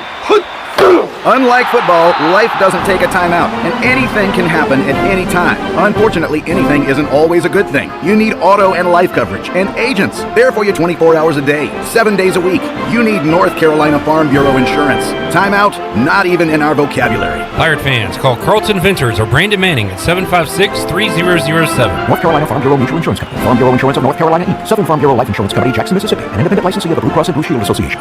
East Coast Grading and Utilities is your source for clearing, hauling dirt, and concrete work. East Coast Grading and Utilities handles all sewer and water issues as well. I'm David Vaughn. Whether putting in a new subdivision or helping you with any and all of your drainage problems, I can get the job done. Call me at 531-7494. No job is too big or too small. East Coast Grading and Utilities. Friends helping friends. 531-7494 for East Coast Grading and Utilities. At West Park Motor Company, customer satisfaction is the #1 goal while offering a wide range of cars, trucks, and SUVs at very competitive prices. Shop online at westparkmotorcompany.com right now to get started. Looking to sell your vehicle? Call West Park for a free appraisal. West Park is willing to pay more for your car or truck than the next dealer. West Park Motor Company with locations in Greenville and Washington and proud courtesy car dealer for the Pirates for over a decade. Go Pirates! Although innovative new resources such as digital media and social networks have grown in popularity, smart marketers recognize that printing is a mainstay. We live in an age of computer hacking, scams, and fly-by-night businesses, so it's reassuring to consumers when they receive printed marketing pieces. It exemplifies business confidence and conveys a high level of commitment. It also fosters trust, which leads to engagement and ultimately brand loyalty. When you're ready to grow your business, come to PIP, where business goes to grow. This is Amanda Houston, and you're listening to Pirate Radio, the voice of the pirate nation. Go Pirates!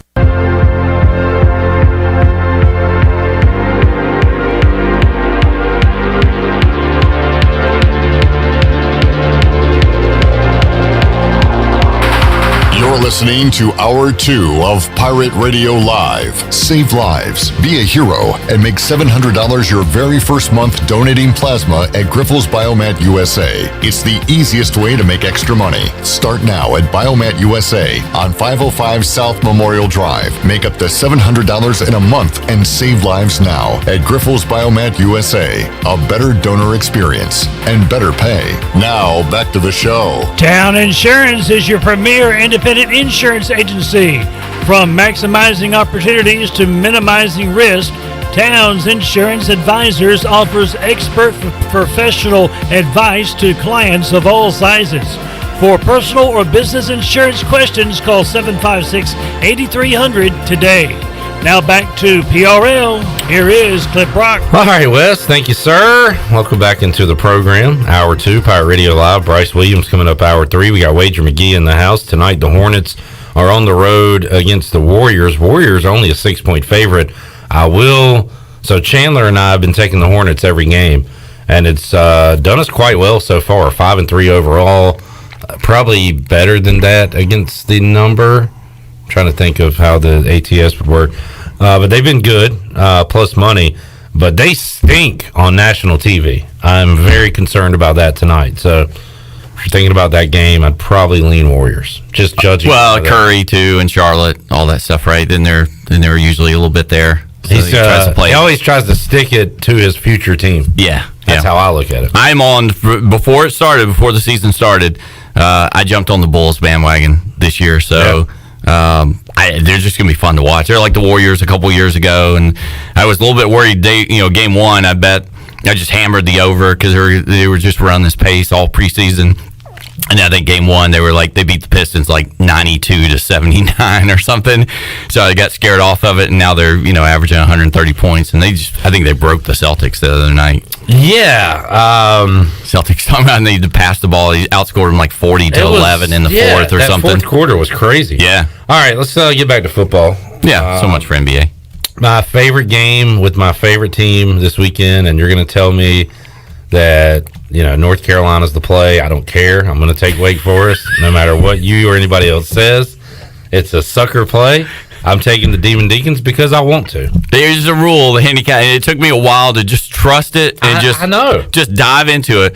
Unranked home favorite is an automatic play. It happened 3 times last week. Wisconsin against Iowa covered one straight up. SMU or Houston against SMU covered one straight up. And Mississippi State against Kentucky. It's more college basketball play, but all 3 of those unranked teams were hosting a ranked team, were favorite, and they won. It's Vegas knows, right? You go by the Vegas numbers. I know. I look at it. I don't want to take North Carolina. I don't either. Same thing. I looked at it and I was like, I just can't do it. But I mean, I'm just going to blindly go into it. Plus, I know. I get it. Yeah, the home team's 6-0 straight up the last 6, 7-0 against the spread last 7. Wake. I mean, the poll, we can talk about that. Cincinnati's good. They've got a path. Everybody beats themselves out. But they completely block Wake with that poll last night. So if I'm Wake, I'm probably a little bit frustrated by that. Now you're top 10, North Carolina, blah, blah, blah. But, I mean, Wake, I don't even know if they care. They're like, they're mentioning us? That's nice. Like, it just seems like there's no passion or emotion. They're playing with a chip on their shoulder a little bit, but, I mean, now that they're top 10, they're not. They're the hunted. So it completely changes now. They're underdogs. Yeah, they're the underdog. Nobody believes them. I mean, Carolina, remember that game last year? I hope we get that game because it's a noon start. 59-53 last year. So the Carolina 76 here. I don't know. You put up 113, 112 last week, and then somehow Wake and Army of all things got in that was a 120 game, amazing game, and then I followed that up with a Wake team total over instead of the game over, and they hit it against Duke last week. So I just love this Wake Forest team. I looked at, Virginia was a common opponent. We both love Virginia this year in the pace. I mean, somehow Wake, that was an amazing Wednesday night game. I think we probably lost money on the over. Wake beat them 37-17. Weird, slow Virginia game. I remember. Yeah. But then UNC played them and beat them 59-39. So both those teams in Wake and up tempo, which you're probably going to get, both beat Virginia by 20. Pretty comparable. Wake somehow was that weird game. I hope we get the 59-39 game. Yeah, I'm blindly going with the unranked home favorite and betting the over here as well. All right, how about this one? The number 3 on the road at Purdue, Michigan State, a slight favorite. It almost, and Jeff Nadeau liked this one, and he's liked it. He's kind of circled it on the schedule for a while. I almost feel like it's too obvious to take Purdue at this point against Michigan State. How do you feel about that game? It is, but I mean, I see the spot. I didn't put any thoughts down here on it. Okay. It doesn't fall into the unranked ranked thing there. Because Michigan State's a 3-point favorite. Off of Michigan, though, off of that huge comeback win last week, and then I think it's a trap because you saw what Purdue did against Iowa, but Iowa can't run the ball this year. So Michigan State can run the ball. All of a sudden, now the running back's a Heisman Trophy candidate. I would go Sparty still in this because I think Purdue is pretty limited to what they can do offensively. Good defense, low scoring, but especially if it dips down below 2.5, I think Sparty still wins this thing. All right, just looking around, I love home Bo Nix. Had them last week. Not a fan of road Bo Nix. Texas A&M a favorite at home. 3:30 CBS against Auburn. Any thoughts on that game? I do lean Auburn in that one, even though road Bo Nix. So I think they're starting to figure, again, from maybe Georgia State helped turn them around. That game they should have lost. They benched Bo that game. They've just kind of gotten better and better. I see somebody else mentioned it, but I can see the blow-up SEC scenario where Alabama goes to Auburn, loses that game, and then Alabama turns around and beats Georgia in the SEC championship game, and completely who goes for the SEC at that point. So are Auburn's losses both conference? Look. Because in your scenario, Alabama loses to Auburn, but still gets the West nod to the championship. Unless Ole Miss sneaks in there, I guess. But yeah, under that scenario, Auburn they lost to Penn State and Georgia, so they only have one conference loss. Yeah, so there you go. They could still get there. But. Yeah, unless maybe somebody's thinking they lose another one before then. I mean, they could lose Saturday. I haven't believed in Texas A&M, I guess. So there was 2 games there. There's another game where there's somebody getting 3.5 or 4 in the SEC as well. I kind of like the dog in both of those games, so. Arkansas is a 5-point favorite against Mississippi State. That one. Well, I'm looking at ESPN right now. Sometimes those lines are off. Yep. But I think Auburn, that's Robo Nix, the A&M quarterback, hasn't really, he did against Alabama, I guess. You can look at it that way, but that was more I don't like Alabama A&M defense. either. It was more of a Bo Nix play. I don't either, yeah. Let's see. Oh, Tennessee and Kentucky are a pick'em. I've got a string of people I think they're going to bounce back. I think Tennessee or Kentucky's on that bounce back. Why is that a pick'em? Kentucky's good. I know they lost last week, aren't they? I think they are. I don't know what Tennessee's done to deserve the. I probably should check injury reports and things like that too. But Kentucky's the much better defense, 34th overall versus the 73rd ranked total defense of Tennessee. I think Kentucky's probably been tested a little bit more, I guess. The Georgia game. So I like them to just bounce back. I like the spot better for Kentucky. So that one looked like one for me, along with some of the other ones when we get to them. Chad says, when do we find out the true identity of Wager McGee? I think he and Clip should put a wager on it. It would make for good radio. So, like for example, that time I said the Washington football team were going to beat the Falcons, and you were like a mayor's bet, and then loser instead of loser leaves town wrestling thing that I have to take the hood off. Yeah. But are people even going to care about it if the hoodie's gone? Chad will. Chad, okay. I like Chad. We could do that. So at some point, will you unveil yourself? I think we talked about that. I thought we were going to eventually get to that. But I like sitting on this side of the... Even if we do, though, I'm not going to sit next to you like we're on... Yeah, I like the crosstalk. Weird first date, sitting on the same side of the booth. we had a guy on Facebook Live ask, why do you hide your identity? And I said that you half your face melted off in a gambling accident. So that's the story we're going with. I mean, I think if I unveiled, then people, then obviously some of that would come out. So what? Right? Well, why have I have to put the hoodie up? Okay. So, anyway, moving. Yeah. Anyway. All right. Let's get to some of your crap games you like on Saturday. I mean, are we not going to talk about Pole Assassin and the Monkey and all that stuff for Texas? Because I love Iowa State. They're on the bounce back. From a Texas standpoint, that's a great point. What does that story mean for the line for what side you want to be on? I don't know. Supposedly he was the leading candidate for the Washington State job, but they love some weirdos out there. I don't think they're going to right in. I don't think they're going to hire him. So I know I'm following Monkey Gia at this point on Instagram. I would recommend that you do that. I'm all up in the. I'm very interested. I'm all involved in the scandal there. So do we have any updates? Like it's pretty much confirmed. There was a monkey. There was a child. It's emotional support monkey. Yeah. It was an adult party and a kid party. Supposedly it locked on to some kid trick or treating. So I don't know it's probably the kid's fault. Mask they wore or something like that. But there's probably signs up like "Do not pet the monkey." It probably don't shock them either. I don't think it's Gia's fault. I'm on the side of Gia Monkey Pole Assassin. I think Iowa State bounces back in this game though. I mean, there's a little bit of distraction on the Texas side of things, but plus, I don't know. They keep losing. I still keep thinking Iowa State and Okie State are maybe the better all-around teams in the Big 12, but laying 6.5 on a bounce back against West Virginia this week. Yeah, because that one's only 3. That to me is like Sparty a little bit. That's only 3. I hate betting against West Virginia at home, but it's an early start. It's not a nice start in Morgantown, whatever you say. And it's only 3. It's not like 7 or 7.5, whatever it was last week with Iowa State. And West Virginia's off that huge game, but we do love their head coach. We know that. So all right, what do you got? Give me something. North Texas, favorite play of the week. Future AAC friend. North Texas? Yeah. Oh. Hey, these two games we love. We talked about them before and where game day should be this week. So it's the second one. But North Texas is -5 at Southern Miss.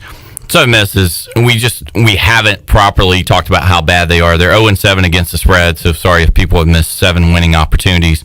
They just lost to Rice. They're 1-7 straight ahead, or 1-7 straight up.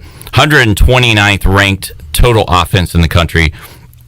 They're only gaining 254 yards a game, 11 touchdowns in 8 total games, and 5 of those were against Grambling. So in the other 7 games against FBS teams, they've only scored 6 touchdowns. North Texas is coming around a little bit. So they've faced a really tough schedule: SMU, UAB, La Tech, Missouri, Marshall, Liberty. So, and they're going to be dropping down here. And they're playing really well right now, so I like them.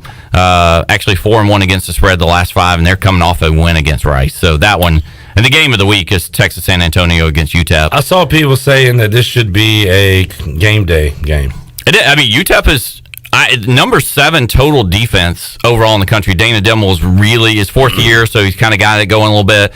They lucked into a cover last week. I don't know if you had that. They were getting 11 at FAU. I just blew it off and thought it was a loser. They scored 2 touchdowns, 15 points in the last 2 minutes of the game to get underneath the number.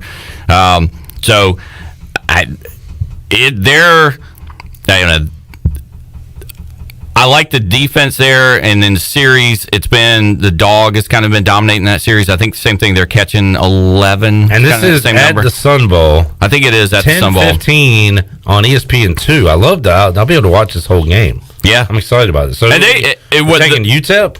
Taking UTEP. Yeah, not something we've said on this program in like 5 years. I think we're taking it confidently because we love Texas, and we were on Texas San Antonio. I'd like to think that we were Cincinnati before, and we're going to ride it through possibly an undefeated. Well, I remember we had them going into Illinois early in the year, right? Yep, we were winning. Had them on runners. Memphis. One straight up at Memphis getting points. So, but if you look at the FAU game last week with UTEP, they dominated that game. Even though they were down, they outgained them 436 to 279 yards. So, and out first down them 18 to 12. So really held them down, held them to 150 yards passing, really controlled the clock. It's going to be, I think, a low scoring because Texas San Antonio runs the ball. Right there, new AAC team, right? Texas San Antonio, get to know your road runners. Good. Rice as well. Really excited about them. Yeah, Rice is great. So it's good trips to Houston there. Let's take the Miners plus 11. All right. Ellerby and some folks were at the Miracle in the Mine Shaft years ago where Rob Cass and the Pirates won a shootout against UTEP late in the night back when we were Conference USA buddies. So I like it. Anyway.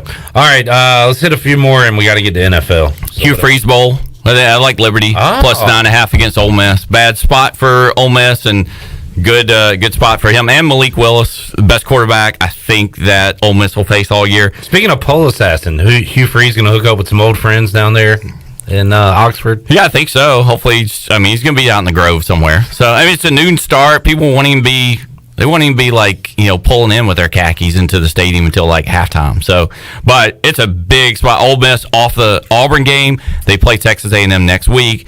I don't know if Corral's going to play or not. I mean, he seems to limp around every single game here. He came back in and played last week, but I don't know if they waste him for this because maybe there's an outside chance that Ole Miss kind of slides into a New Year's Day game if they can win out and go 10-2. I want Matt Corral to be the next quarterback of the Landover Ralston Washington football team organization. Oh, yeah. What do you think about Corral and his future as a quarterback? I like him. I don't really know who to compare him to, I guess, in the NFL. I mean, he runs a little bit, so, I mean, that's got to change a little bit because that's where he's taking the hits. How about Josh Allen? No? Maybe. Big arm, runs? Yeah. I don't know. I like him. I want him. Maybe so. I want him. I like his toughness. I like how he can sling it. Anyway, all right, what else you got? I like Georgia Tech getting 10 against Miami. I'm going to sprinkle a little bit there, too. Miami's a weird team, aren't they? Up and down, play through the competition. So, and Georgia Tech's 31st ranked total offense. Remember, they beat them there the last time they played them in overtime, catching 18 points. And Miami just plays tough, close games every week. 12 total points in 5 games for them. Only one blowout that Miami had. And Tech's been playing close, 48-40 against Virginia, the Duke game, which was close. So I think only the Pitt game they got blown out, and they beat Carolina in that stretch as well. So it could be a really fun kind of shootout with because that new Miami quarterback Van Dyke slings it around pretty good. So I like that. I have not watched one Georgia Tech game this year. I am excited because I did these voiceovers for like ECU early in the season, and then I guess they fired me. I don't know what happened. But I got some gear from the football team, and one of them is a cutoff. It's a sleeveless hoodie, and if I rock a white undershirt under it, I look like Jeff Collins, the coach of Georgia Tech. There you go. That was a long story nobody cared about, but I can't wait to rock that ensemble as we get into winter. Yep. Yeah. Yep. Carry on. We're kind of changed. We try to look for value like we're more of a professional show here, but there's a couple of big favorites. App's going to Arkansas State, 130th ranked total defense there. So App has kind of bounced back from that loss there. I think they've dominated the last 2 years in that series if I can find them here on the scores. But they won by 28 and 26. I think they're laying 21 on the road. Okay. K-State, Kansas. And our old buddies, Utah State, now are popping back up into a bowl game. So, speaking of Arkansas State connection, because Blake Anderson's new coach there playing at New Mexico State.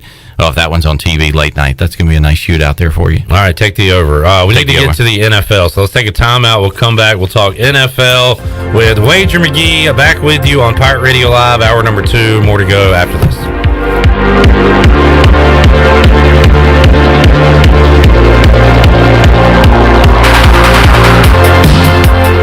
Hey, Pirate Nation, Lindsay Gray here with Carolina Caliber. In 1960, my granddaddy started his firearm business right here in Eastern NC. Still family owned and operated, we have the area's largest selection for outdoor shooting sports and accessories and are one of the nation's top firearm dealers. At Carolina Caliber, we have everything you need from hunting, home defense, and personal protection, including a wide variety for ladies and youth. We buy, sell, and trade. It's a time-honored tradition. Visit us at Carolina Caliber on Fire Tower Road in Winterville. Ooh, look at all that Parmesan cheese on that papadilla. Our freshly folded flatbread filled with juicy meats and melted cheese now has a crunchy, toasty outside. Now that's what's Papa. Order today at papajohns.com. Hey, Pirate fans, order the new Parmesan-crusted papadilla for only $7. The new Parmesan-crusted papadilla is an MVP move for game day or any day. Place your order online at papajohns.com and sign up for Papa Rewards. Papa John's, the official pizza of the ECU Pirates. For years, Callie Ann Phelps has been singing about Phelps Chevrolet. Phelps Chevrolet is the one for you. Low prices, service too. See the big dealer right away. Carolina's finest, Phelps Chevrolet. And you'll agree with what Skylar Phelps has to say. Nobody beats Phelps Chevrolet's prices. Nobody. Name you can depend on. Phelps Chevrolet. Get you one. Find new roads with Chevrolet. Then come find yours at Phelps Chevrolet in Greenville. It's Bostic Sugg Furniture's 84th anniversary. Since 1937, Bostic Sugg has built a legacy based on quality furniture, value, and exceptional customer service. Get anniversary savings up to 15% off store-wide, plus 6 months special financing on brands like Lazy Boy, Kincaid, Rowe, Bassett, and more. Plus, for a limited time, get local delivery for only $19.37. Wake up to a whole new you and enjoy 72 months special financing on a new Serta or Restonic mattress now at Bostic Sugg Furniture. Hey Pirates, this is Holt Nailers. A big part of my success on the field is what I eat at home. To keep my body filled up, I order meals off a Clean Eats meal plan. I choose the meals I want from 6 different meals offered each week, and I pick them up on Sunday or Monday at the cafe on Red Banks Road. Each meal is packed with the perfect mix of healthy proteins, carbs, and veggies to keep my engine running at full speed. Go to cleaneats.com, click on meal plans, or stop by the cafe and get all the info. Clean Eats and the Pirates, a winning combination. Hey Pirate Nation, this is Kyle Gaines from Washington Chrysler Dodge Jeep Ram. Not only will you feature a great selection of pre-owned inventory for sale, but we'll also buy your vehicle even if you don't buy one from us. Drive a little, save a lot. Give us a call and make a short trip to Washington and let us buy your vehicle today. It is totally worth it. We also service all makes and models at our state-of-the-art service department. Washington Chrysler Dodge Jeep Ram between Greenville and Washington, and WashingtonChryslerDodgeJeepRam.com. Remember, drive a little, save a lot. Go Pirates. Dear past, present, and future football watchers. Football is back, just how you remembered it. Tailgates with an ice-cold Pepsi in hand? Totally back. That between play sprint to the fridge for more Pepsi is back, baby. I really miss this. Anyways, consider this your official excuse for always putting football watching first, courtesy of Pepsi. That haircut appointment? Your mom told us you look great, so you should probably reschedule.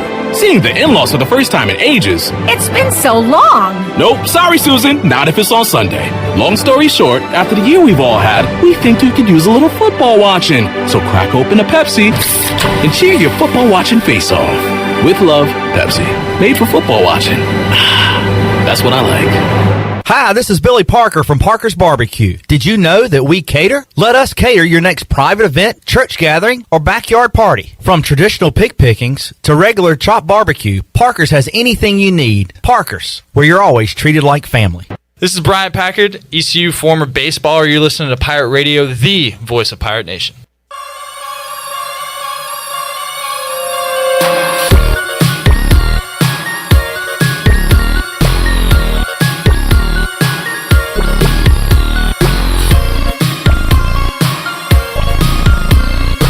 You're listening to Hour 2 of Pirate Radio Live. Save lives, be a hero, and make $700 your very first month donating plasma at Grifols Biomat USA. It's the easiest way to make extra money. Start now at Biomat USA on 505 South Memorial Drive. Make up to $700 in a month and save lives now at Grifols Biomat USA. A better donor experience and better pay. Now, back to the show. You work hard for your money. At Carolina Wealth Management, we believe that your money should work hard for you. Do you know if it is? To learn more about your investment portfolio, go to mycarolinawealth.com to schedule a free consultation. That's mycarolinawealth.com. Now back into PRL, here is Clip Rock. All right, we'll talk some NFL as we wrap up hour number 2 of today's show. Wager McGee here on a Wednesday. We always appreciate when he can stop by. It's not every week because you are you're an interesting guy. You got your hands in a lot of pots, whatever they say, whatever the phrase is. What's your availability next week? Do you know? I think I'm good. When are you going back out to Vegas? I hope I go and have to stand behind a big check, but that's a optimistic view every year. So. Oh, we did talk about that. Once you receive your big giant check, and I would have to. That's where we talked about it. If I ever had to do that, then there'd be no, they could use my image and likeness, and I can't turn around to the back of the,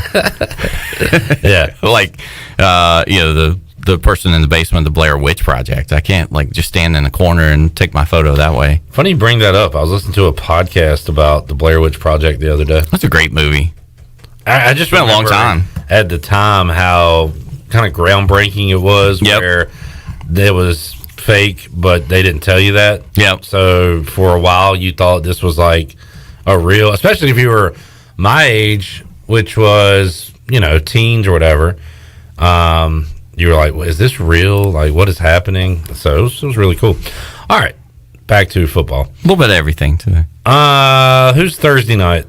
It's Colts. Great. Mike White. Jets Colts.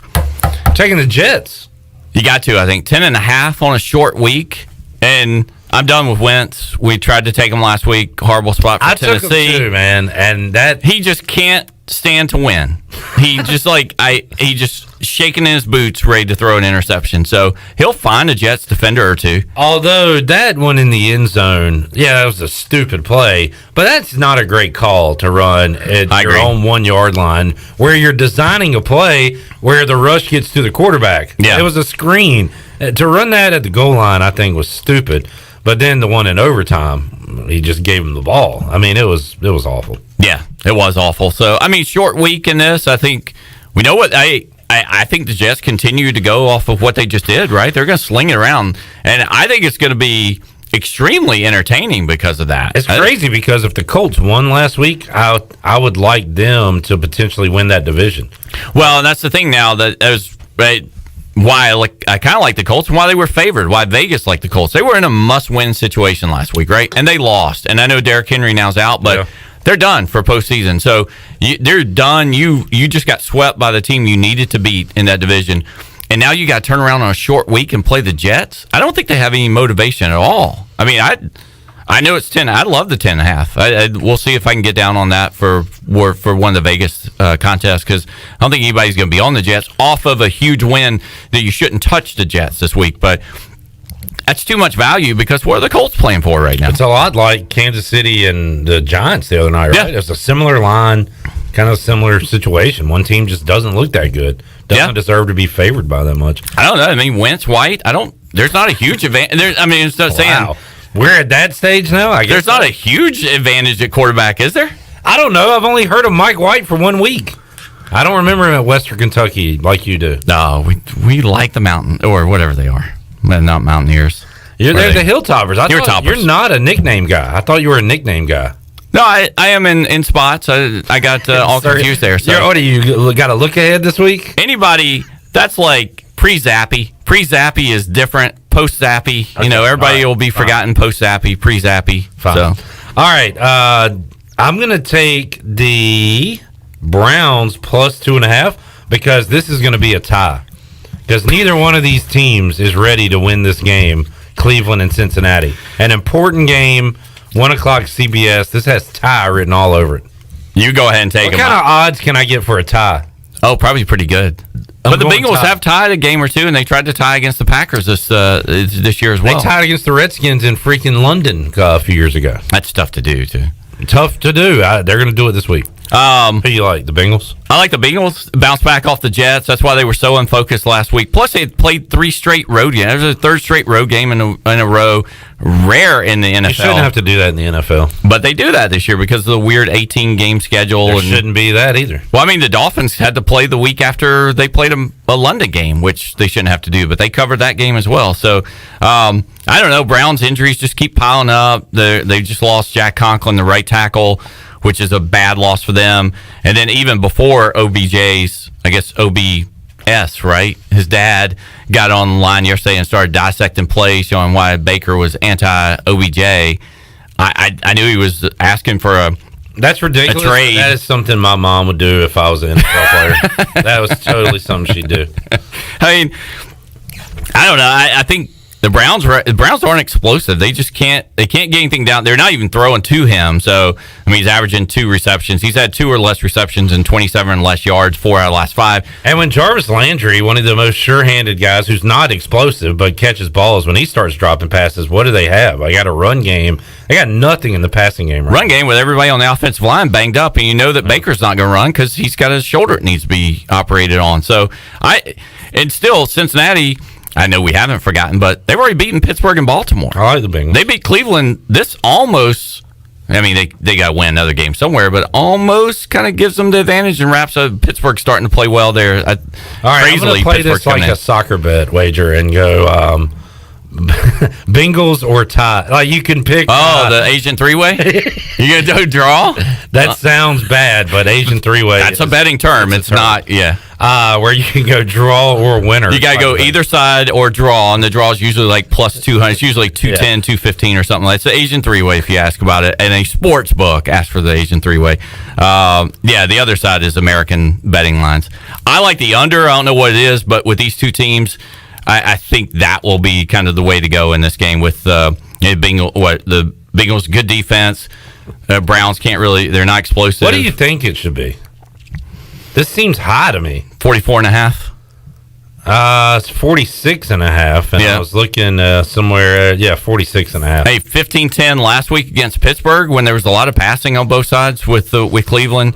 And Cleveland last 4. You take out the Chargers game, which was that Pro Bowl 47-44 back and forth game 3 weeks ago.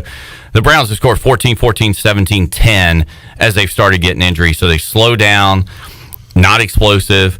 And I think the Bengals are fine playing that game. So if they have to, now they can hit some long passes with Chase. But and I know they're usually a dog in this, but Cincinnati too dominates the series. They're 11-2 against the spread the last 13. I don't think we mentioned that. All right, we're out of time. We got one game in. Good way to go. What? All right, we got a few minutes left. Okay. I was exaggerating. Yeah. Anything on Broncos Cowboys? Big number there. No, I mean it's all the way up to 10. I think Dak's playing. Obviously, Broncos traded Von Miller. It seems a little too much, but I'm tired of stepping in front of that Dallas train. So, but I've been on it. I wrote it the other night, and we were talking about that maybe on the air. When I got to 4.5, I loved it. I knew we were dead on the plus 1.5 stale number. So I looked at it because that was Braves night, so I was paying attention to baseball. But I saw the line late 4.5. I was like, "Well, cousin, no." So I've been on the on Dallas this year. 10's a lot. I think that's Dallas or nothing, really. Yeah. I'm not going to be on the Broncos side for sure. So even with Teddy on the road and that good ATS spot, but he hasn't covered a couple. He didn't cover at Pittsburgh a couple weeks ago. So and he didn't cover at Cleveland on the short week when Cleveland didn't have a quarterback too. So they haven't done well. They're 0-2 against spread last 2 on the road. So lightning round wager. Deshaun Watson Bowl. Anything on Texans Dolphins? I like Miami in that game. So I think if you look at it, the Texans on the road. The 10-point loss to Cleveland was when they had Tyrod. Since then, with Mills at quarterback, they've lost by 40, 28, and 26 on their 3 road games. And it's a must-win for the Miami head coach. So, Falcons Saints. I loved the Saints last week. It feels I did too. When I get one right. I had the Saints. This is week 1, everybody rallies around the starting quarterback, the backup starting quarterback. Week 2, there's not. You don't get that same thing. Does this count as week 2? This would be week 2, Simeon didn't start last week. I know, but everybody kind of rallied around it to win. I don't think that's... he's got a full week to prepare, but the Falcons do as well. He struggled in that game a little bit as well. I don't think I'll get brave enough to take the Falcons +6, but I think that's the play, if anything. Okay. Last time the Giants were 3-point home dogs, they crushed the Carolina Panthers. They are 3-point home dogs against the Raiders this week. I love it even before the unfortunate thing with Henry Ruggs we talked about. I thought that the Vegas might be relaxing a little bit this week with a week off. They're at Kansas City next week, then they're at Cincy, and then they're at Dallas. So this one just kind of fits as an ugly little, we can just go there and kind of, get by on that game. I don't know now how they're going to be feeling, how the Ruggs thing kind of affects them overall, just the climate in the locker room. Giants defense and Giants aren't playing bad. If they can just get some injured guys back, you can run on Vegas. Their rush defense, they're 29th in the league, allowing 131 yards rushing a game. Giants, even though most of it was on Monday night, have only allowed 2 of 7 conversions in the red zone the last 3 weeks. And when you look at Giants, they were like, the record's not good. I mean, they're finishing up a string of at New Orleans, at Dallas, the Rams, Carolina, at Kansas City. That's a tough stretch. And they won 2 of those games. So they're 2-3 straight up, 3-2 against the spread. I think they're live in this, especially if Tony's back and then get a running game. I think they can beat Vegas straight up. I feel bad for, I guess more so Oakland Raiders fans. So you lose your team. Excuse me. I'm sad. Crying. You lose your team. You're like, all right, I'll still root for them. You lose your coach. Now you got the Ruggs thing. You're 5-2. Like you were finally doing something this year. And the Chiefs can't win. The Chiefs seem so bad down. So it should, the door's just opening up. It is, but it feels like it's going to shut, right? It does. Like it doesn't feel like that's a tough 5-2 right now for the Las Vegas Raiders. Yeah, because that's an 0-1 too. I love the Eagles this week. I think the Charger bandwagon is slowing down a whole lot. So they're struggling a little bit. I think people are figuring out. I mean, it's Belichick last week, but 2 weeks in a row now. And again, if they don't convert some 4th downs against Dallas or the Cleveland the week before that, they're 0-3, and they really got pretty much dominated these last 2 weeks with defenses.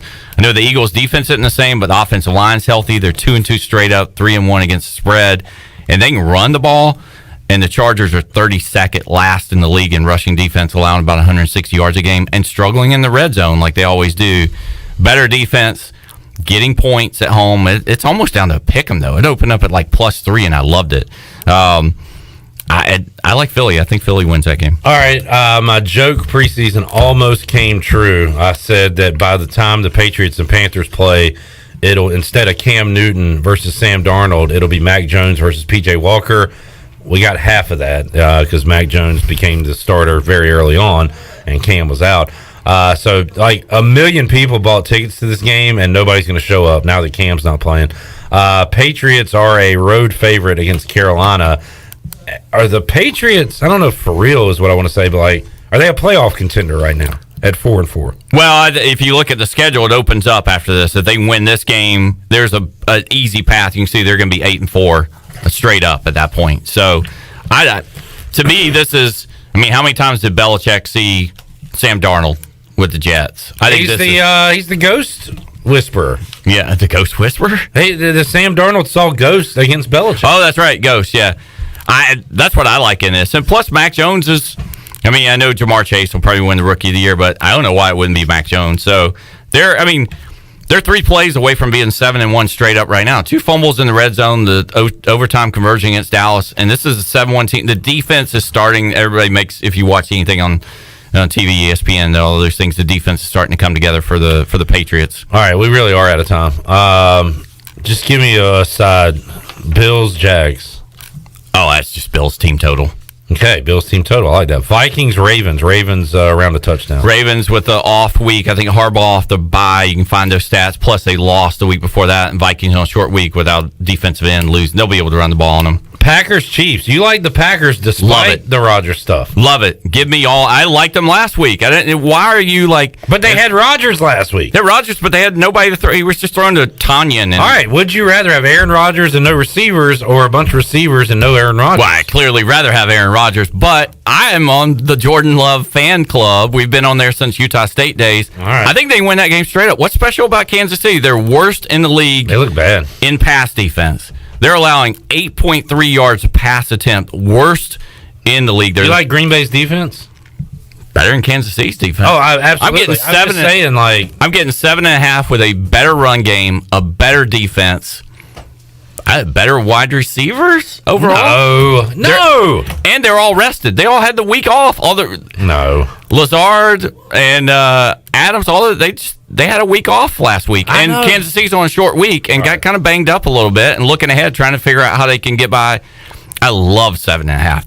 That is the biggest overreaction since last Thursday when the Packers were getting 7.5 against the Cardinals. Yeah, I agree there. I did have the pack there. We're going to win straight up. Cardinals Niners. That's a little number.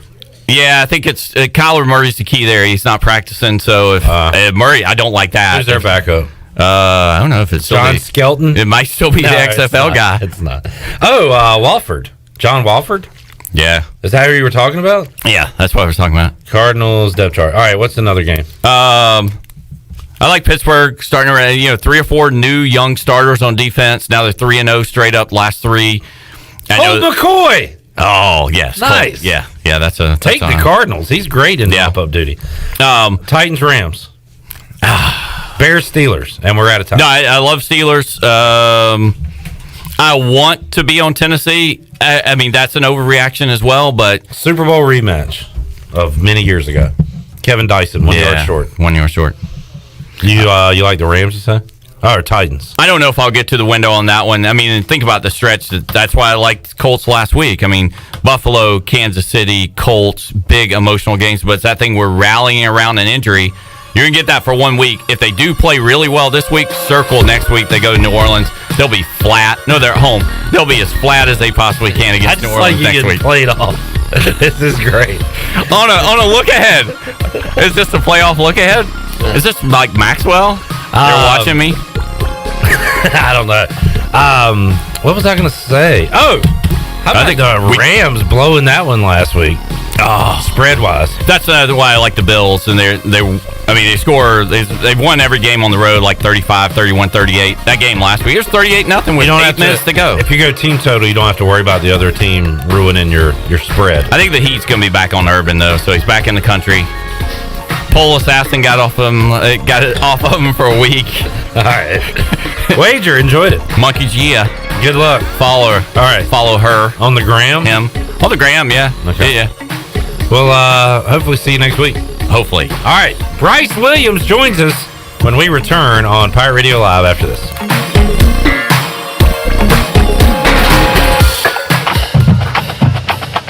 Are you ready, Pirate fans? Free Boot Friday is back. Uptown Greenville invites you to Free Boot Friday, the official pep rally of home ECU football games. Join fans for live music, food, beer and wine, children's activities, and more. Brought to you by Wells Fargo, the Free Boot Fun takes place from 5:30 to 8:30 p.m. each Friday before ECU home football games in the 5 Points Plaza. Visit uptowngreenville.com for more information. And as always, go Pirates!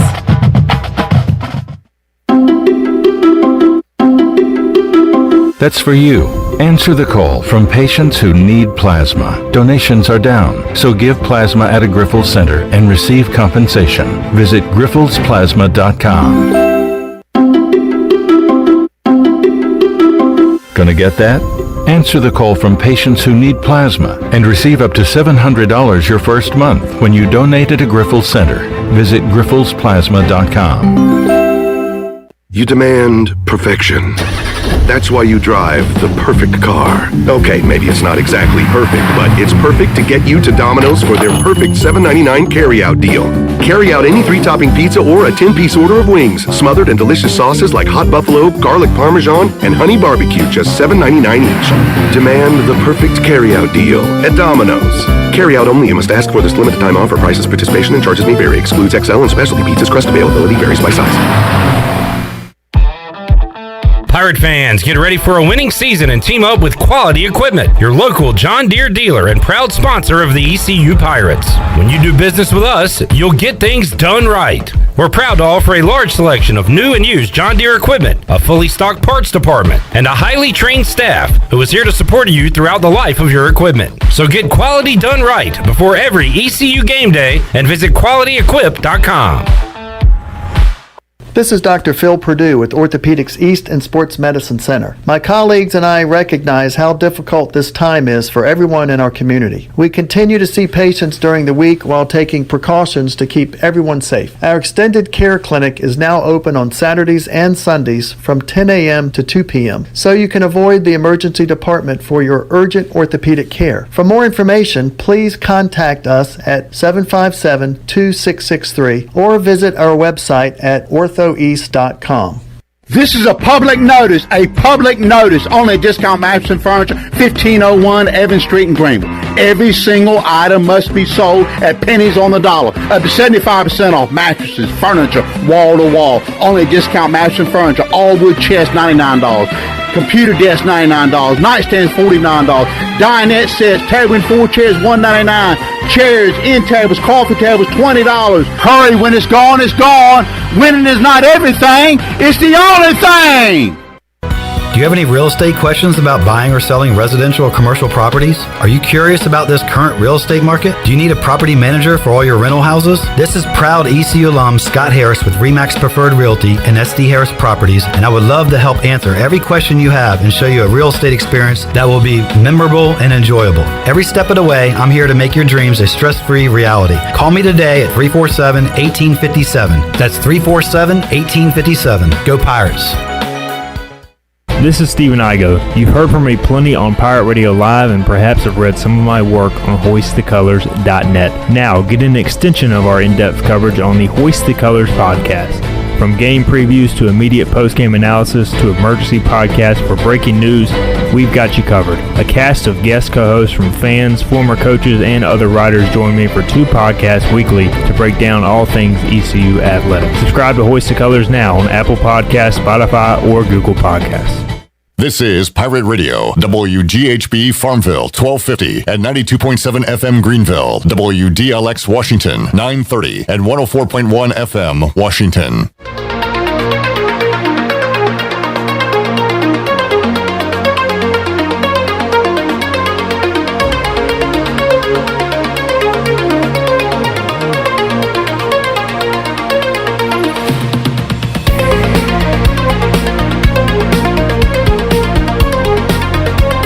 You're listening to Hour 3 of Pirate Radio Live. This hour of PRL is brought to you by Bud Light, reminding Pirate fans to stay in the game and drink responsibly.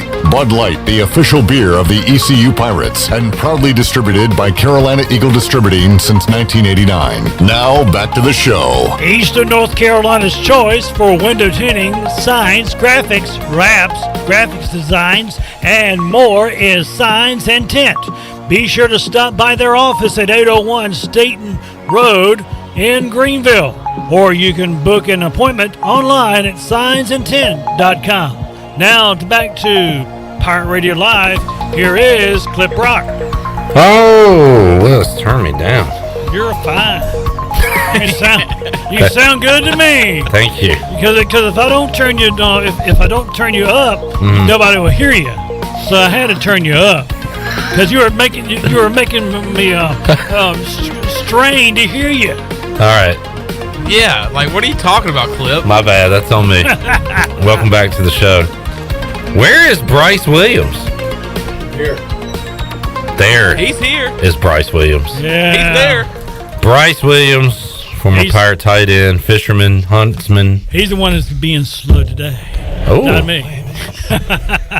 How you doing, buddy? I'm good. Welcome back. Thanks for having me. Good to see you. It's good to be back. I felt so...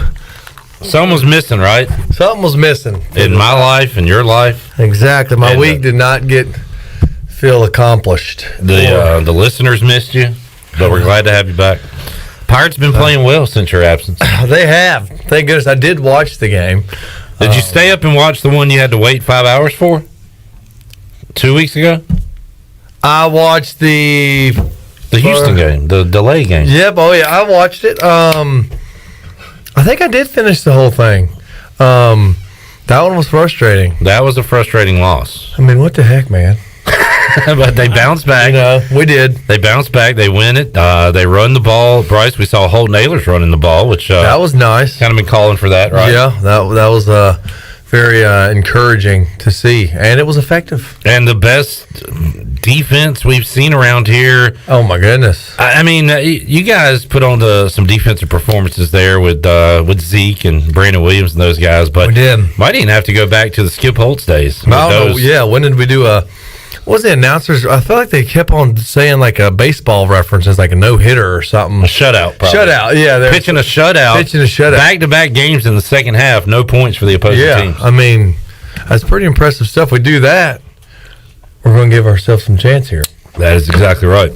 So Bryce Williams is here. We got Wes Hines. We got Chandler Honeycutt. Intern Jalen doing a great job with us today. So we got a... Have you been hunting, fishing a lot since we've last talked to you? I have, actually. I went... We'll get to that. later in the Oh, show. yeah, that's right. I just wanted to make sure we had a Pirate Radio Outdoors segment. Oh, yeah. We gotta fill you in at some point on the. Are you following the special teams coach from Texas? His story with the stripper and the monkey. Wow, no, but okay. fill me in. Okay, we'll have to do that. Oh man, my goodness! Should we get to that now? I mean, why Stripper not? and a monkey. You're the host. I tell you what, how much did he pay her, or what? So to involve a monkey. It all started with a tweet on, I think, Sunday evening. I don't know, Monday maybe, where it said there's a rumor going around that Jeff Banks, the special teams coach of Texas, his girl. Okay, the first tweet said Jeff Banks's monkey bit a trick-or-treater. So that's where the story started.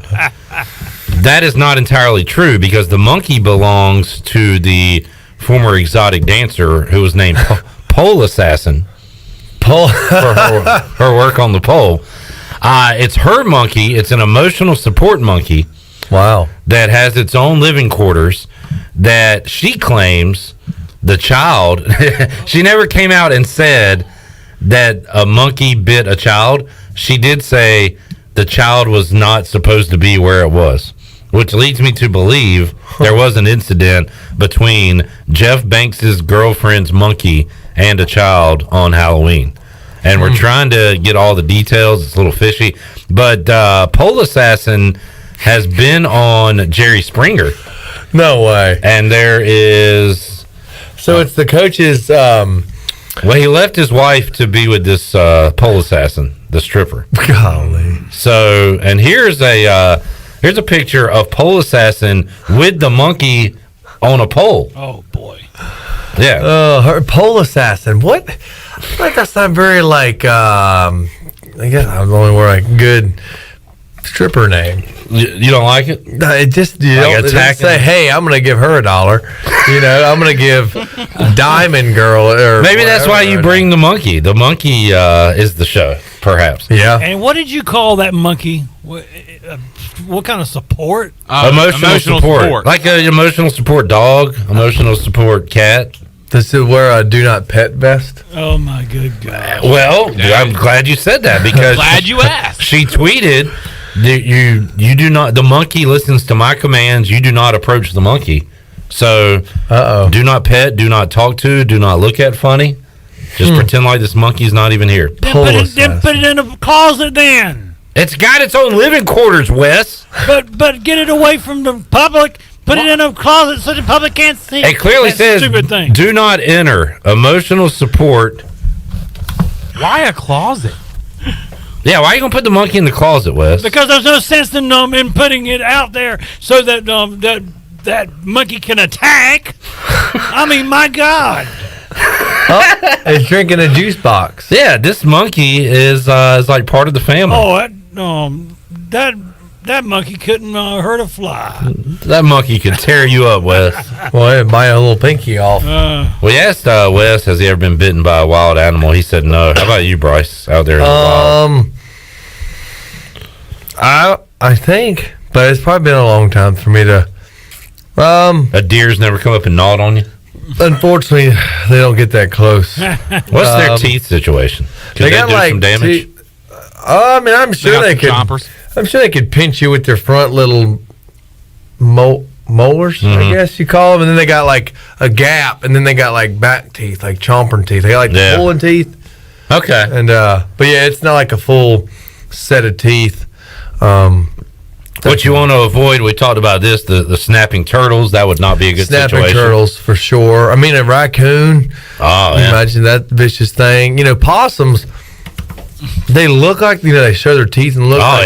But they really look don't like do Satan. anything. They won't do anything to you. They'll just play dead, get scared, run away. Play dead or freeze. I saw a raccoon in my tree in the backyard the other day. Now, will they approach you and attack you, or do they run away? Raccoons. I mean, if they got rabies, they'll probably fiddle with you a little bit. But no, I mean, if it's a normal raccoon, no, they won't mess with you. Okay. I mean, I've had them climb up I've been to stand. I mean, I'll have them climb up a tree right next to me and just stare at me. Just look at it. I tried talking to it, but it don't respond. Have a staring contest with a raccoon. One day, one of them animals is going to talk back, and you're going to freak out. And Like Night at the Museum. It's like Night in the Woods. You need to get it on video because we're not going to believe you when you come back and tell us. That's going to be one hell of a Pirate Radio Outdoors. Oh, the day I hope that happens one day. That would be pretty cool. I'd be like the next Dr. Doolittle. All right. Either that or you're going to be on something. Yeah. Bryce Williams and Wes, we need to. I'd love to get y'all together in a boat just for a day, just to see what will happen. A boat? We'll see. You do any fishing, Wes? No, put Wes in the closet. That way he can't bite nobody. I'll put him in the live well. Boy. What do you do outdoors, Wes? Well, I've gone fishing before, but that's about it because I'm not I'm stupid when it comes to hunting and things of that sort. But my nephew, he's an ace. He's a marksman. Look, he's a one-eyed killer. He's got one eyeball. No, what happened to his eye? Did he shoot it out? No. When he goes and shoots the deer, he closes. What are you doing? When you go to aim on the gun, what he's saying is you close one eye. I got it. And I'm gonna tell you, the other morning I was sitting in my office, and I'm Your orifice. Is it in the closet? No.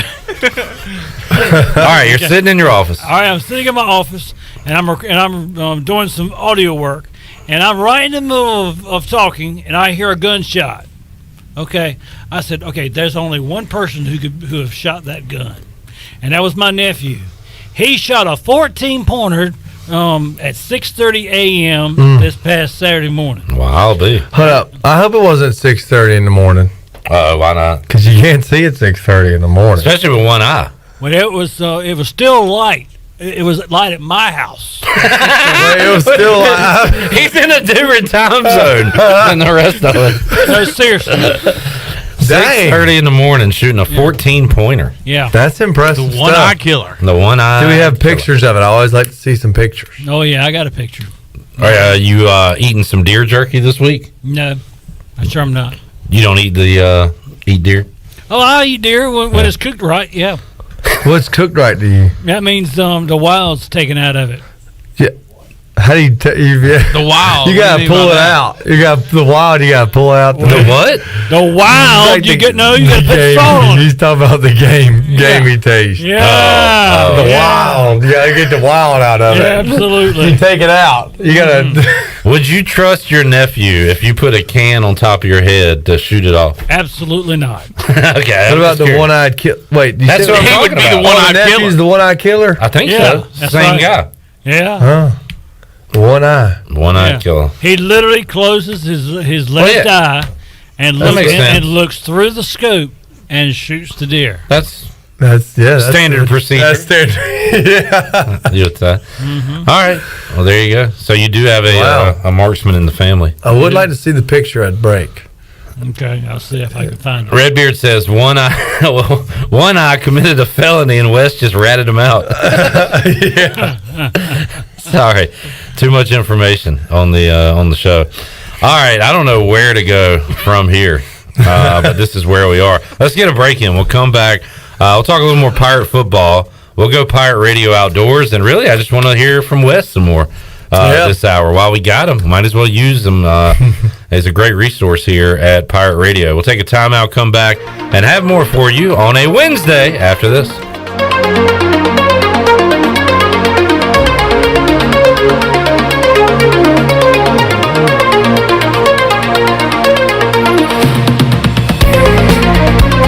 Have you been waiting to try CBD? ENS Hemp on Fire Tower Road in Greenville is the area leader in CBD. We want to educate you on how our products work with your endocannabinoid system. These products are all natural and non-addictive. ENS offers a variety of products to meet your needs. Tinctures, edibles, topicals, and even smokable items. Customer feedback indicates relief from stress, anxiety, fatigue, pain, and PTSD, just to name a few. ENS Hemp is located on Fire Tower Road. Also, check us out on our Instagram and Facebook pages.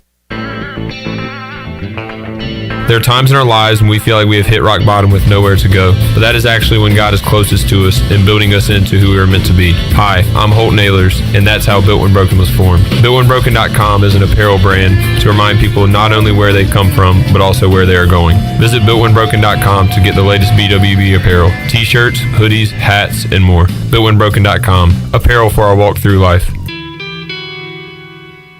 Hey, this is John Grillo, the Bagel Man. You know I love bagels. I don't settle for frozen bagels. That's why we make our bagels right here in Greenville from scratch every day. If you're coming into Bagel Man, you'll notice that there's some renovation going on. Our menu is bigger and better than ever. Our sandwiches, heroes, subs, salads, wraps, bagel dogs, fresh baked pastries, and our new coffee bar. Soon we're going to be opening for dinner. Don't forget Bagel Man for all your catering needs on Fire Tower Road in Greenville. Hey Pirate Nation, this is Kyle Gaines from Washington Chrysler Dodge Jeep Ram. Not only will you feature a great selection of pre-owned inventory for sale, but we'll also buy your vehicle even if you don't buy one from us. Drive a little, save a lot. Give us a call and make a short trip to Washington and let us buy your vehicle today. It is totally worth it. We also service all makes and models at our state-of-the-art service department. Washington Chrysler Dodge Jeep Ram between Greenville and Washington, and WashingtonChryslerDodgeJeepRam.com. Remember, drive a little, save a lot. Go Pirates. Hey, Troy D here for my friends at Villa Verde. If you know me, you know I love being outside, but finding a good place to eat outside can sometimes be tough. Well, our pals at Villa Verde have fixed that. Not only does Villa Verde have awesome, unique, one-of-a-kind dishes here in Greenville, they also have a brand new outside dining area. And this outside area is sweet. It's covered, you're in the shade, and cooling fans are on. Enjoy the comfort and relaxation of dining outside with our friends at Villa Verde. Villa Verde on 10th Street, a platform for good. The UPS store in Winterville is now open on Fire Tower Road, across from Marabella Pizza and beside Subway. Trust the UPS store in Winterville with pack and ship guarantee and same-day printing. When it comes to shipping, the UPS store in Winterville has everything you need in one place. The boxes, the packing material, and all the assistance along with on-site notary, passport photos, and business and printing service and freight. The UPS store, now open in Winterville 7 days a week. The UPS store in Winterville is your premier location. Go Pirates! East Coast Grading and Utilities is your source for clearing, hauling dirt, and concrete work. East Coast Grading and Utilities handles all sewer and water issues as well. I'm David Vaughn. Whether putting in a new subdivision or helping you with any and all of your drainage problems, I can get the job done. Call me at 531-7494. No job is too big or too small. East Coast Grading and Utilities. Friends helping friends. 531-7494 for East Coast Grading and Utilities. Tired and sluggish? Down in the dumps? Or just have the blahs? Maybe you need to hydrate. Revive Health and Wellness on East 10th Street in Greenville offers IV hydration that can help you with lack of energy, improve your mood, assist with immunity, even fix a hangover. Locally owned and operated, the team at Revive Health and Wellness are experienced and licensed registered nurses that will assist you in preparing for your IV session. Call or text today with questions or to set an appointment with Revive Health and Wellness. 252-350-1805. That's 252-350-1805. Hi, this is Morgan Ehlers, and you're listening to Pirate Radio, the voice of the Pirate Nation.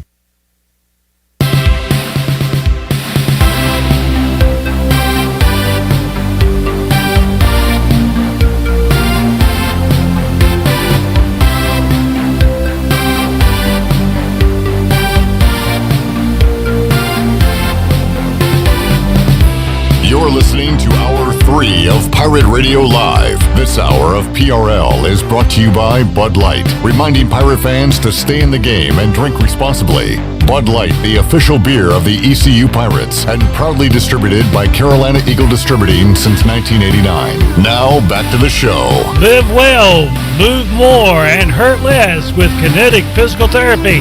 If you're recovering from an injury, getting back into sports, dealing with everyday pain or fatigue, then Kinetic Physical Therapy can help you get back on track and live well. Kinetic has national certified therapists for physical, occupational, speech, and massage therapy, all in a state-of-the-art facility on Arlington Boulevard in Greenville. Visit kineticptgreenville.com. Now back to PRL. Here is Clip Rock.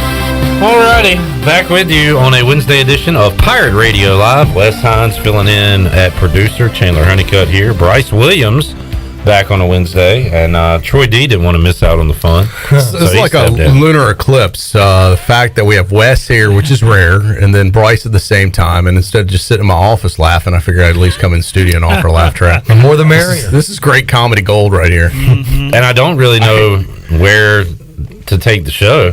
Bryce, do you want to talk football or life? Pole assassin? Life's always fun. So many great stories. I know. A lot going on in the world. The monkey story just has blown my mind. Yeah, because it's just so many. It's got so many layers. It doesn't even sound real, but it is. It is. Yeah. And it involves athletics. Texas. It involves a stripper. Texas. A monkey. I mean, so many great storylines. This is going to capture the nation's attention, I think. This is like our new Tiger King. Yeah. Monkey Queen. Coming out this fall. And folks ask me, do I go to haunted houses? No. Haven't been to one since I was 5 years old. Because this is what happens. You go to a haunted house, you get bit by a monkey. Well, you got to follow the rules. And in her defense, the monkey could have been caged off, and some kid went in an area he shouldn't have gone. Right. You know, probably could have fit the theme of the haunted house, maybe. Vampire monkey? Yeah, he did get bit. You know, he's tried to spread the gene. Well, not the genes, but make another vampire. What are you talking about? What are you talking about? Wes is supposed to be the one that's half mental around here. So in this scenario you're speaking of, the monkey, which has vampire blood, is now spreading it to humans. Exactly. And this is, you know what, honestly, coronavirus. isn't this how diseases get spread? Started with monkeys the bat. and bats in China. Yeah. Allegedly. Didn't something else come from monkeys, supposedly? Yeah. AIDS. Yeah, like other diseases. That's what they say. Yeah. So this what other diseases have come from animals that we've got? Have you been bitten by an animal? Swine flu. Correct. I heard Lyme disease comes from ticks. Ticks. Yeah. What else? You ever been bitten by an animal? No, we already. No, I know, but did you ask Wes? I mean, Bryce? Yeah. Oh. Yeah, I can't remember. What other we got? What other? Bird flu? Yeah, I mean, that comes from birds, right? I think so. How do you get the swine flu and the bird flu? You know what I mean? Like, they both give you the flu. Yeah. You know your diseases, Bryce. That's pretty good, yeah. Just, you know. It's without even advanced, prep, you know. Yeah. Right off the cusp. Zoonotic diseases. That's a cool word. Zoonotic. I want to see, a list of animal diseases. But, anyway, maybe we'll get to that next week. So, yeah, have y'all been to when's the last time you went to a haunted house? 2 years ago, I did a haunted trail. That sort of count. Are you in a, are you walking? Are you in a vehicle or walking? A hayride? Okay. I tell you, and it was always, I'm like, it's fake. Obviously, I'm just going to play it off, laugh it off. Hey, there's kids listening. Calm down. The chainsaw guy and I was like, you know what? I'm just going to try and be mine, have a stronger mind, right? And then as soon as I came into character of this is scary, I was getting creeped out, and I was getting all heebie-jeebied. And this was 2 years ago. Mm-hmm. I would imagine you were the biggest man in the party. They were probably looking at you to be the brave one. I was not. I think it was Anna's mom was the brave one. I think. Okay. Because Anna was gripping my back skin. Chelsea, her sister. Yeah. Because you're going to get scared. Have you been to a haunted house before, Clip? Yeah, of course. So, I haven't been since I was a kid. I was 10 years old, I think, in Raleigh last time I went to a haunted house. And you're going to get scared. But, so you already know, okay, it's not really haunted, right? Right. But it's still, you get in there, and it's all dark, and you don't know what's around the corner, and you think you're prepared, and then they come from behind, and they scare you. I remember the worst part was at the very end, the chainsaw guy running after you. Yeah. And I didn't want to take any chances because it was a real chainsaw, and I couldn't tell whether it was had the 'Cause blade what or if- yeah, not. 'cause what if they But took it it was a off? zing, you know, I mean, it was a real chainsaw, and we took off running like crazy. I could see where people get hurt. Because I was like, man, I'm not taking my chances with this. I'm going to It go had ahead and been run. since you were 10. Yeah, it was like a 10-year-old. And I was like, even though I knew it was probably fake, I'm like, what if it's not? It could, yeah, What if I mean, there could somebody- be some loony in there, Right. You know, Yeah. loony in the clan. You know what? Did they always scare end with a chainsaw? Did yours? What's that? The guy with the chainsaw at the end. Yeah. I feel like all these haunted houses That's like the classic end with finale. yeah, running after you with a chainsaw. Yeah. Where did that come from? Like the Texas Chainsaw Massacre? Must I be. guess? Yeah. Hollywood. Yeah. All I remember is the casket coming open and somebody reaching their hand out of that casket and me and I ran out of there. So they touch you. If they touch you, that gets scary. Yeah. Yeah. No, that was at your aunt's funeral, right? No, it was a part of a church. That was a wedding, Clip. It was a wedding. Part of a It was church my haunted third wedding. house. A church haunted house. A church haunted house. Wow. Yes. Every story, you got this church, man. What were we talking about last time? Chandler, what was the story? It was the graveyard. Yeah, breakfast in the graveyard. Breakfast at the cemetery. At the church cemetery. Well, it's called using the It was the resources you have. They had the sunrise service at the graveyard. That's right. What?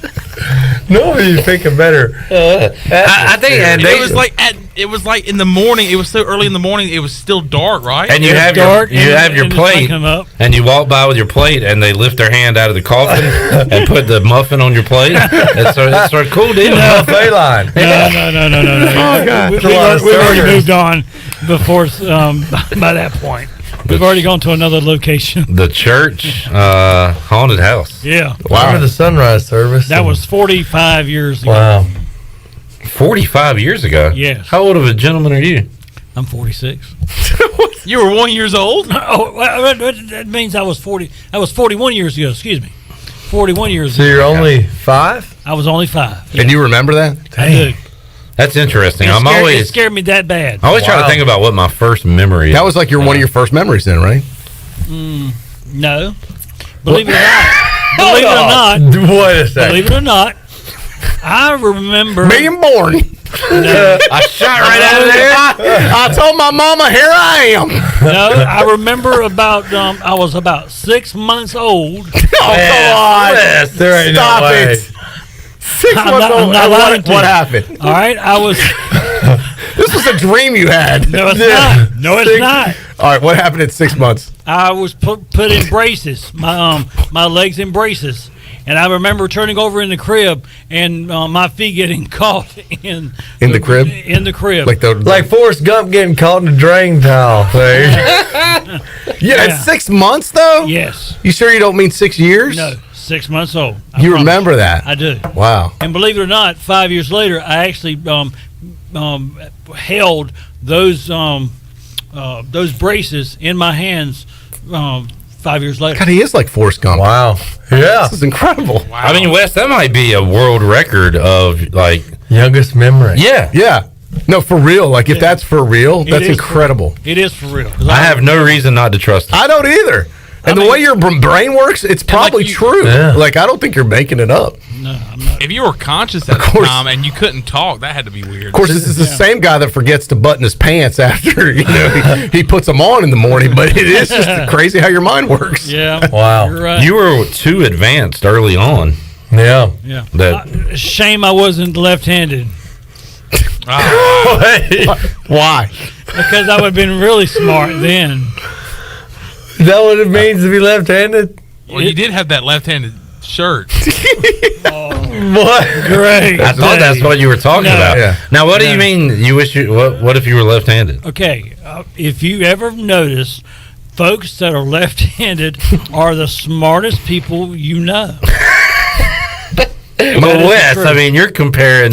You know who's left-handed? Lee D. My dad is left-handed. Is he one of the smartest people you know? He is very smart. My mom's There you left-handed. go. Yeah, Lee D is My a smart dad's guy. left-handed. And his sister's left-handed. Quirky but smart. And all those people are smarter than me. And I will have to say, Is that what we're saying? I have 3 grandchildren that are all left-handed. Well, wow. And they're smarter than you. Yes, they definitely are. And you're judging it based off that. No, I'm serious. No, I'm not, I'm just saying. I know a lot of left-handed people, and they're all intelligent. It's science. It's like, hey, let's see a study or a chart, and he gives it to us, and it's like his grandchildren's name. Follow the science, guys. There it is. Mm-hmm. Dr. Wesley. Dr. Hines. All right. So there you go. I'm just telling you what I know. Okay. Which may not be much, but I know that. Yeah, well, you know that. All right, we need to make somebody a winner on this show, especially for listening to this episode. So let's open up the booty bag. Booty, booty, booty, booty, booty everywhere. Booty, booty, booty, booty, booty everywhere. Wes, Chandler, do y'all know what we're giving away today? This is interesting. What do you want to give away? We've already given away that. We've already given. That's the only thing we've given away. All right, let's then do the shrimp taco lunch. All right. Oh, right. That's a good call. That's a left-handed decision right there. Are you left-handed? Because you're smart. Yeah. Way to use your left brain. So we're going shrimp taco from Chico's. Always a great meal. 317-1250. We'll do caller number 8, 317-1250 right now. We'll have our winner, more Bryce Williams, Troy D, and the crew after this.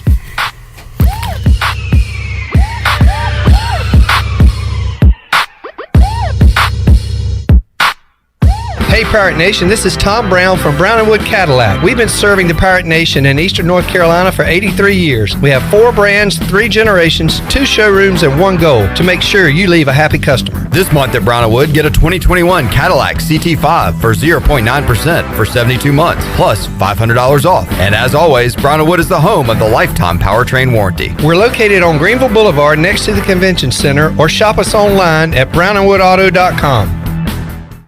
On Saturdays, your team needs you, your sofa needs you, and you need a Jersey Mike's sub. Get it all with free Saturday delivery when you order through the Jersey Mike's app. Jersey Mike's, a sub above. This Saturday, while you watch the game at home, we're watching the grill at Jersey Mike's. Order through the Jersey Mike's app for free delivery on Saturdays, unless you're going to miss hearing this. Jersey Mike's, a sub above. Hello, this is Talbot Green with Angel Oak Home Loans. Now's the time to take advantage of the opportunity to buy more home or refinance your current mortgage at historically low rates. The combination of our local team's experience and Angel Oak's wide offerings of products from standard conventional, government, and portfolio loans has something for most financial situations. For more information, call Talbot Green, Joanne Weir, or Wanda Hager at 751-2060. NMLS 1719250, Equal Housing Lender. Well, the secret is out. CD's Grill has the best breakfast in Greenville. Start your day with a made-to-order breakfast Monday through Saturday at CD's Grill. Plus, you can enjoy lunch Monday through Friday. And their lunch specials are always a huge hit. Monday, it's barbecue chicken. Tuesday, pork tenderloin and gravy. Wednesday, chicken and pastry. Thursday, barbecue pork chops. And Friday, it's spaghetti. CD's Grill on Fire Tower Road in Winterville, near Evans Street. Stop by CD's Grill for the best country cooking around. Hey Pirate Nation, be sure you have the best comfortable shoes this tailgate season with a stop at Fleet Feet. This is ECU alum Chris Lunyon, owner of Fleet Feet of Greenville, and we provide solutions through one-on-one service to runners, walkers, and everyone in between. Fleet Feet has the tools and technology to get you on the right shoe, including a 3D foot scanner that measures arch height, width, and more. Come visit us on Greenville Boulevard in the public shopping center right near the stadium. Be sure to run with us on Facebook and Instagram. Fleet Feet, we run for you. Go Pirates! The Rick House is Eastern North Carolina's premier American-style restaurant and bourbon bar. Join us at the Rick House for mouth-watering steaks and made-from-scratch pastas. Check out the 16-ounce cowboy steak and our seafood delight pasta. The Rick House is open for lunch daily from 11 to 2, Monday through Friday. Take a break from your workday with lunch at the Rick House. Join us for our legendary brunch on Sundays from 10 to 2. The Rick House, American Provisions and Spirits, 710 Red Banks Road beside the bowling alley in Greenville. This is a public notice, only Discount Mattress and Furniture, 1501 Evans Street in Greenville. Every single item must be sold at pennies on the dollar, up to 75% off mattresses, furniture, wall to wall. Only Discount Mattress and Furniture, all wood chest, $99. Computer desk, $99. Nightstands, $49. Dinette sets, table and 4 chairs, $199. Chairs, end tables, coffee tables, $20. Hurry, when it's gone, it's gone. Winning is not everything, it's the only thing. This is Stephen Igo. You've heard from me plenty on Pirate Radio Live and perhaps have read some of my work on hoistthecolors.net. Now, get an extension of our in-depth coverage on the Hoist the Colors podcast. From game previews to immediate post-game analysis to emergency podcasts for breaking news, we've got you covered. A cast of guest co-hosts from fans, former coaches, and other writers join me for 2 podcasts weekly to break down all things ECU athletics. Subscribe to Hoist the Colors now on Apple Podcasts, Spotify, or Google Podcasts. This is Tyler Sneed, and you're listening to Pirate Radio, the voice of Pirate Nation.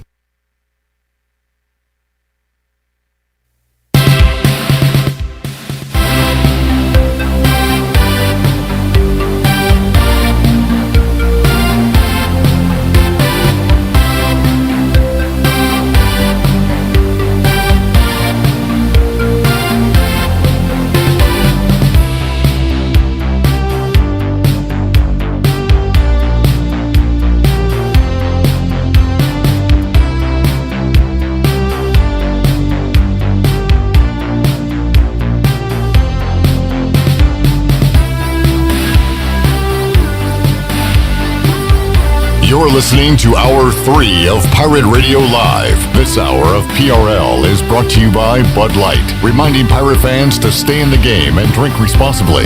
Bud Light, the official beer of the ECU Pirates, and proudly distributed by Carolina Eagle Distributing since 1989. Now, back to the show. I want to congratulate Josh Allen on his shrimp taco lunch that he just won as being caller number 8. Josh is from Washington. Congratulations, Josh.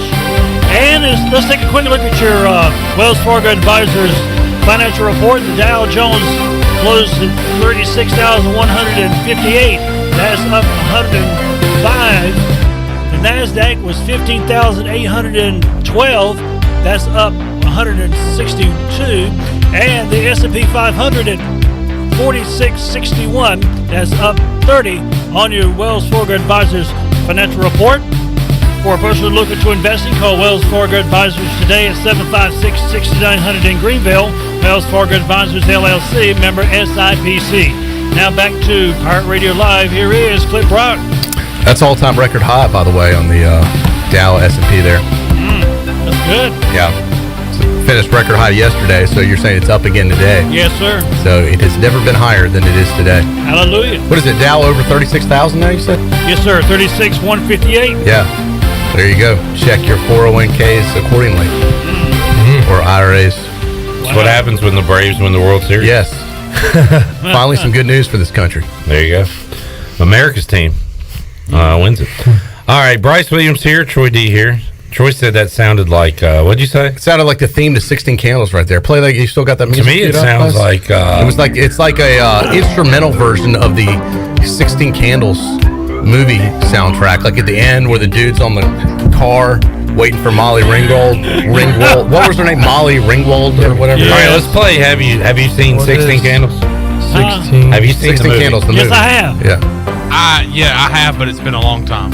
I've never seen it. My goodness. I've never seen it. Oh, Yeah. Great movie. 16 Candles, great 16 movie. It's Candles. one of those movies that's a Come on. timepiece. It stands the test of time. Like if you go watch it now, it's still funny and Absolutely. relevant.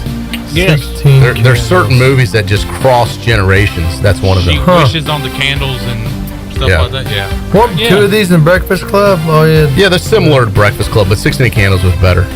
Yeah. Well, 2 of the actors were in Breakfast Club. Yeah. Cliff, All you right. should watch that this weekend now that your Braves are done. Yep. Can I take Saturday off to do that? Sunday fun day. 16 Candles. Sounds like a lot of fun. I'll get back to you on that. I'll watch it with you. I'd love to see it again. Sounds even more fun. Why don't we Go to the man cave. There you go. Yeah, why don't we arrange a time you can come over? We'll have What, 16 Candles? some wings and yeah, we'll have a little date. And That'd be maybe bring Tony Collins over. I bet he hasn't seen it. Can I pet your monkey? I'll have to get one, but sure. Slow down there, Clip Rock. It's our first date. Calm down. Oh, son. my goodness. Slow down. Yeah. Do you still have the pole in your spare bedroom? No, I wish I did. Got rid of that. Yeah. Lost that a couple years ago. 16 Candles. Movie day at Troy D's. That'd be fun. Yeah. I mean, there's football on. Yeah. I like sports. Maybe it's like a matinee because it wouldn't be a nighttime, right? Wasn't that called matinee? The daytime movies. That's right. Yeah. So you have matinee. At a little Troy matinee at D's Troy D's. Yeah. Not bad. All right. Okay. All right, let's do Pirate Radio Outdoors for this week. Bryce, Ellerby caught a sailfish. Yeah. So he did. Now, I'm not a fisherman. I've learned most of my fishing techniques from you, Bryce, when you talk about it. But so they never got it on the boat. Is that a catch? He just didn't boat it. Yeah, he still caught it. So what does the catch mean? He gets it on. He hooks leader. it. Yeah. Grab leader. Like if you grab leader and get to the boat, you're reeling it in. It's like a release. Do you have to see it for it to be a catch? I don't know. I don't know if you just have leader, because most of the time your leader's fairly long. If you feel something tugging at the other end, is that a catch? Yeah, but you got to see it to know it was a sailfish. Like I would say you just have to see. You got to see to believe. Because then if you see it, then you know what you're reeling in. Consider a catch, and they de-hook it or cut the line. This one I think got loose. Probably that's what he said. Right? Loose. I just want to know. It's kind of like the NFL. What is a catch? What are the rules? That's true. 2 feet in the boat. Me personally, One I fin feel like in the you have boat. to see it and bring it to the boat. Yeah, but and then release it. Yeah, and you can catch a fish without boating it. Boating it's different. Yeah. Agreed. Yeah, I'll give him the catch. You on get that. points. After further review, it was a catch. Yeah, because you get points in tournaments. And he reeled it in for a while too. I talked to him about it. So there was a lot of activity to bring it in closer because it took out the whole line just about from what I heard. All right, good catch by Ellerby. Good catch, Ellerby. All right, what have you been catching? But I don't know if he really caught it. He just got to start to reel it in once it was caught.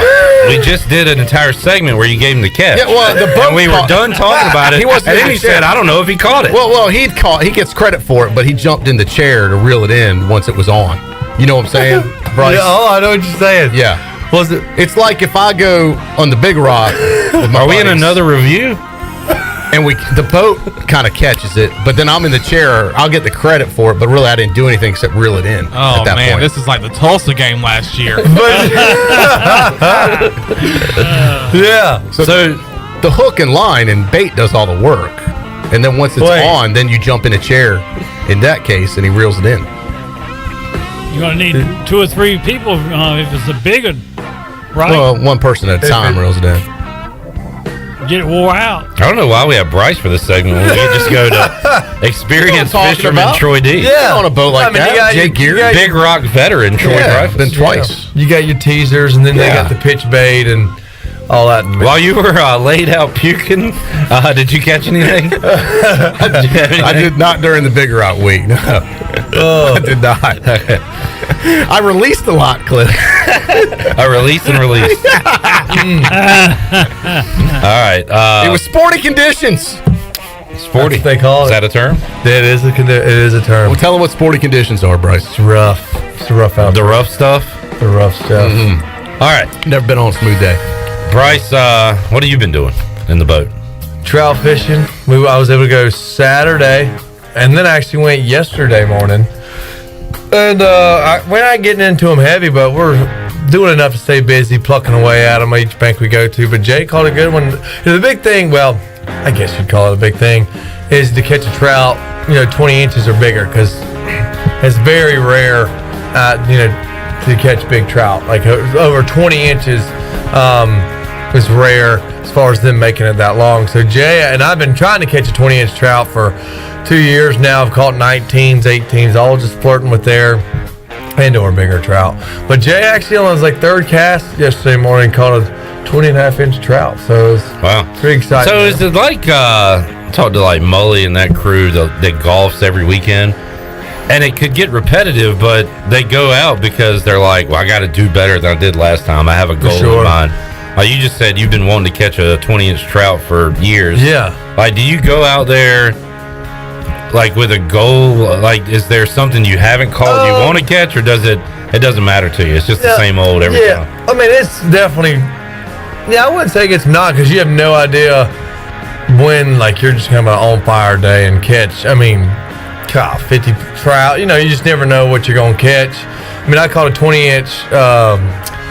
20-inch flounder Saturday. I couldn't keep it, but I mean, that was the biggest trout flounder I've caught all season or all year. Yeah, I mean, I just go out there and because I have not yet to had just a stellar non. So you're still waiting for that big day. Oh yeah, still waiting for the day where it was. Yeah, still waiting for that day. And I've had good days where I've caught several trout. 20, whatever, 25. But I mean, I talked to my buddies. I mean, he's like, yeah, man, like he's had a lot of epic days. But he's like, yeah, smallest one we caught was like 18 inches. Others were in the low 20s. We caught 50 of them. I'm just like, son of a gun, like. So I keep chasing that. I always told me and Jay always tend to be the one chasing the stories instead of making the stories. Yeah. So I'm ready to be the storyteller. Troy, story chaser. Are you a quality guy or quantity guy when you go fishing, Troy D? What's important? I prefer quality over quantity. I'd rather have the one Get the big one versus a bunch of little ones. Yeah, because it does. I mean, when you get in the corn cobs, you're kind of just like small trout. Okay. We're going in a different direction. This was getting sideways in a hurry. Now I have picked corn before, so I can relate to that. When you get it, Clip, is it quality or quantity when it comes to your corn cob? Unfortunately, it was quantity. We had to pick the whole damn thing. Hot out there. Yeah. When you get in like the smaller trout, you're kind of like, I mean, it's obviously fun to catch trout, but when you get in them, they're like 12 inches, 10 inches, and you're just like, okay, like, all right, like this is fun. I'm glad I'm catching fish, but okay, this is getting a little. That's when you either move or try and get to the bigger ones. But I would say I would like some quality fishing. It's got a lot of first world fishing problems. It is. It's tough. Yeah. It's tough life. It's tough life. I should say. How about hunting wise? You done anything? I was actually able to get in the woods the Sunday following my illness, and I didn't really tell too many people, but I went and I had a day. I was on my bow, and it was like up in the thicket kind of. I could see a little bit. Shoot, I hit it, put the smack down on it, but I think it was a little farther back, and I looked and looked for it, and I couldn't find it. Oh, so you might have killed something, but you just couldn't find it. I lost it. So how often does that happen? You shoot one. That's the first deer I've find it. That's literally the first deer I've ever not found. Like, so is there a deer possibly running around with an arrow in it? No, she's probably dead. She's getting ate. She's either got ate by the probably bled buzzards or coyotes. But yeah, my shot was a little farther back, not really in the vitals, and it took off. And I found some blood, but not enough to lead me to where she went. And you okay being a deer murderer? I figured I'd just make it a lot easier for more of the predators, the coyotes, the buzzards. That's what I was doing, just making it an easier part of nature, easier meal for them. So I was pretty giving back to the community. Yeah, exactly. So I was actually pretty bummed about that because I was like, I haven't shot too many deer with my bow, and I was in the stand probably. I just always feel so bad. Like I don't know. That's the whole thing with shooting deer. Like I feel like I'd feel too guilty about it. There's a certain point to where something gets a certain size where I feel weird killing it. Yeah. What's that size? Like a bug, a roach. Oh my! That happened to me today, Clip.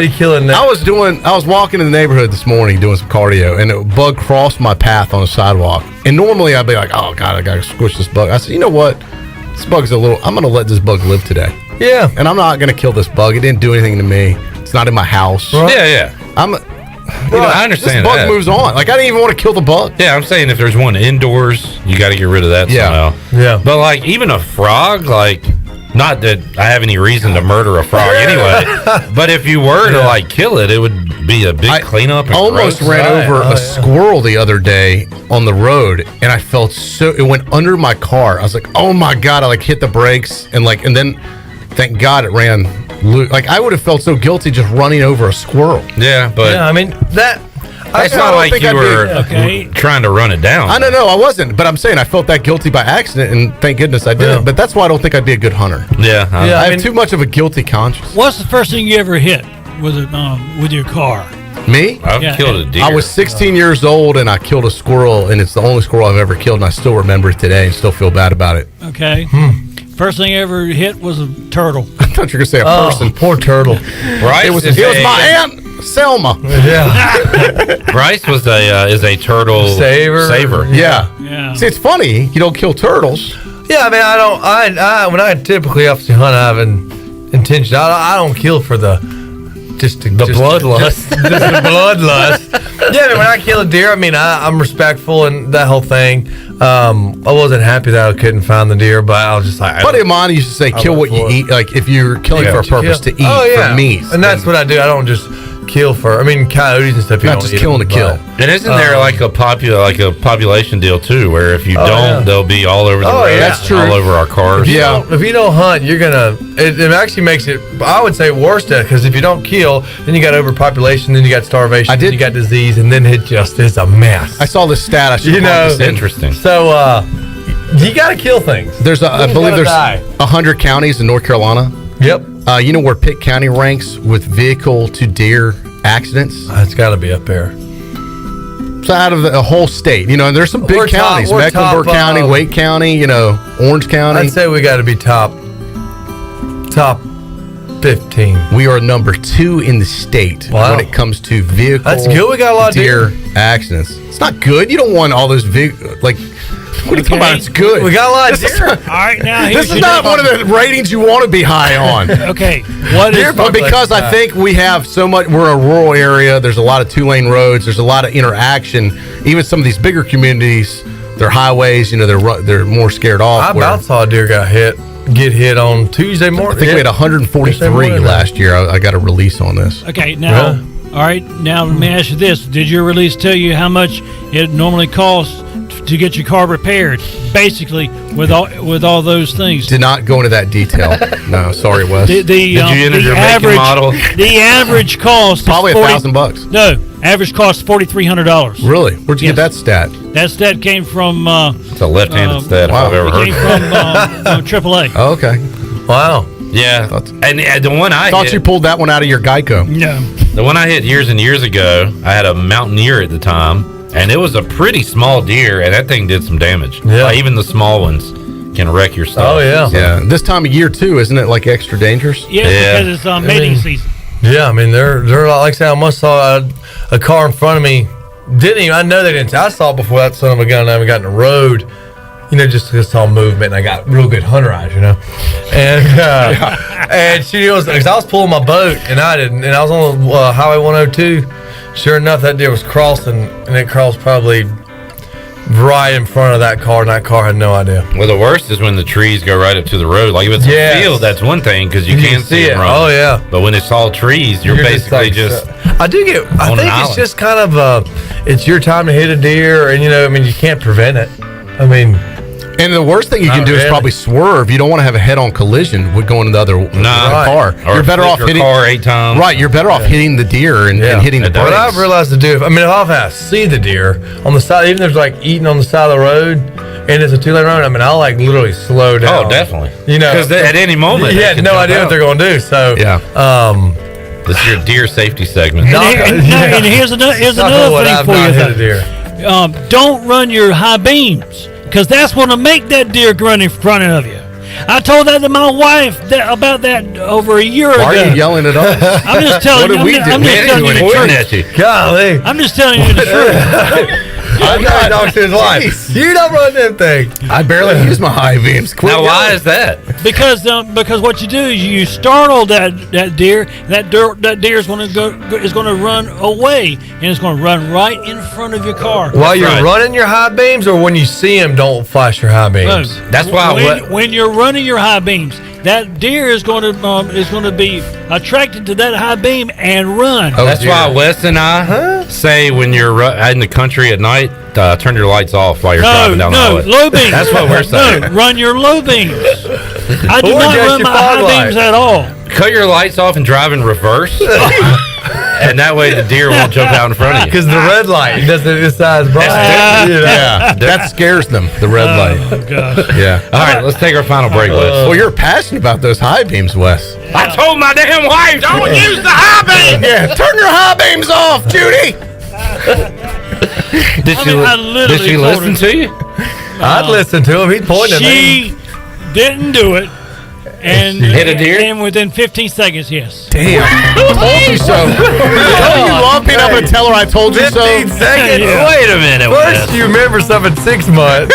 And 15 seconds after you told her to do this, she hit a deer? Yes. Wes. Come on. Wes. Are you serious? Do I need to get her on the phone and have her tell you? Were you with her? Yes. I was in the passenger seat. That's incredible. Yeah, man. Wow, you manifested that to happen. Don't use the highway. I told you. What are the odds of that happening? That's incredible. Wow, 15 I times knew. pretty quick. You're the most amazing person I know. I knew by her running her I-beams where I was at, Pamlico County. I don't know another human like you. We should be making millions off a reality show with you. We'll be back after this.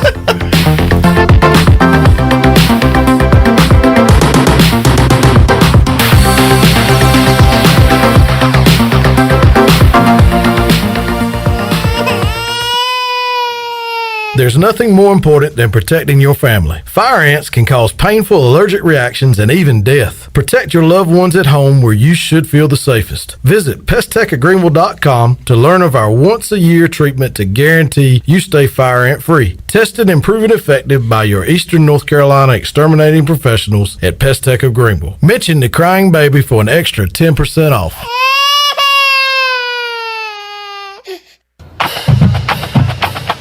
Are you ready, Pirate fans? Freeboot Friday is back. Uptown Greenville invites you to Freeboot Friday, the official pep rally of home ECU football games. Join fans for live music, food, beer and wine, children's activities, and more. Brought to you by Wells Fargo, the Freeboot Fun takes place from 5:30 to 8:30 p.m. each Friday before ECU home football games in the 5 Points Plaza. Visit uptowngreenville.com for more information. And as always, go Pirates! There's no better time to drive away with a quality pre-owned car, truck, or SUV from Greenville Auto World. Greenville Auto World is your authorized rough country dealer. We specialize in lift and leveling kits along with custom wheel packages. Whether you're looking for ground clearance or enhancing the appearance of your vehicle, trust our team for your off-road experience. Greenville Auto World, 3840 South Charles Boulevard across from Hardee's at Bell's Fork, or online at greenvilleautoworld.net.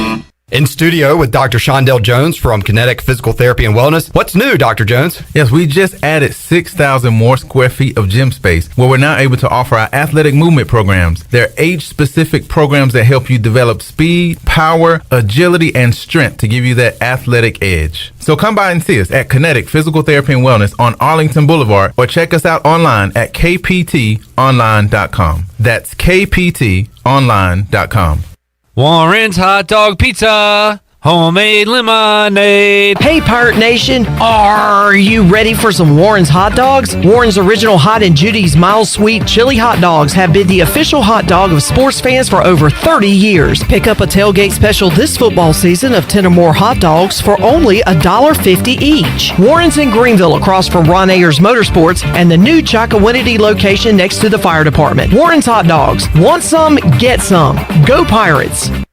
Hey Pirate fans, your one-stop shop for all your tailgate essentials is Shimmer Boutique. Need some purple and gold to wear? Shimmer has a great selection of clothing for men, women, and children. Need some shoes? Shimmer has the best selection of Hey Dudes around. Need a cooler for tailgating? Shimmer has you covered with a huge selection of Yeti and outdoor accessories. Shimmer, just 1 minute from the stadium on Greenville Boulevard behind Starbucks and in Winterville and Jacksonville. Find us online at shimmerboutiqueonline.com. Go Pirates! Every team knows that the two-point play can be a winning move. That's why I'm here. State Farm agent Timothy Sawyer and my team are here to help you go for two by combining your home and auto insurance. It's a great call that saves you time and money. So go for the win and score some savings by combining your home and auto. It's just another way we're here to help life go right. Call me, Timothy Sawyer, at 493-0002 today.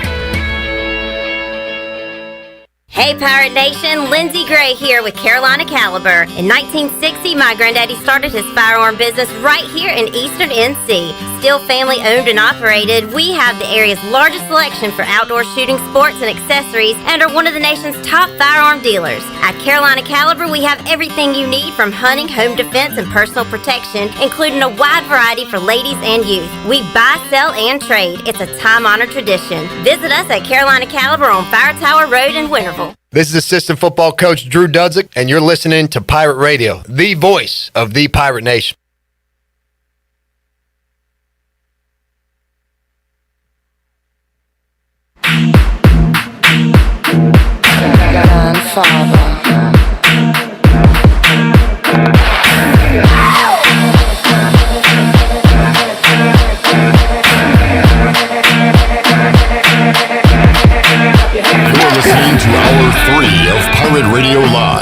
This hour of PRL is brought to you by Bud Light, reminding Pirate fans to stay in the game and drink responsibly.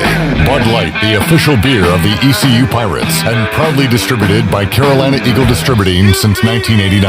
Now, back to the show. All right, getting ready to wrap up Pirate Radio Live here on a Wednesday. Great job, Wes, Chan Man, Troy D. We'll talk to you Friday, but before we leave, we got to get Bryce Williams' prediction for ECU and Temple. Well, Pirates by defense playing really good. They are. So the number that came to mind for Temple was 17. Hold them under 20. I think hold them under 20. We had 2 shutouts, no hitters, whatever they said. In the second half. So I like the 30. I think we're average 30 points. I'm going 33. No. Yeah, I think 33 points. 33-17. All right, right at that 16 number that ECU's favored by. I didn't even do that. It just happened. That was natural. All right. Throw it out there. We'll get Troy's prediction Friday. When we talk to you. Yes, look forward to it. And Wes will be back Friday too. Mark your calendars. Hey, right. Am I right about that? You're right. Okay. I'll be here. Good deal. All right, let's take a 24-hour break. Actually, a 21-hour break. We'll be back with you Thursday, 3 o'clock on Pirate Radio Live. For the crew, I'm Clip Rock. So long, everybody. Thanks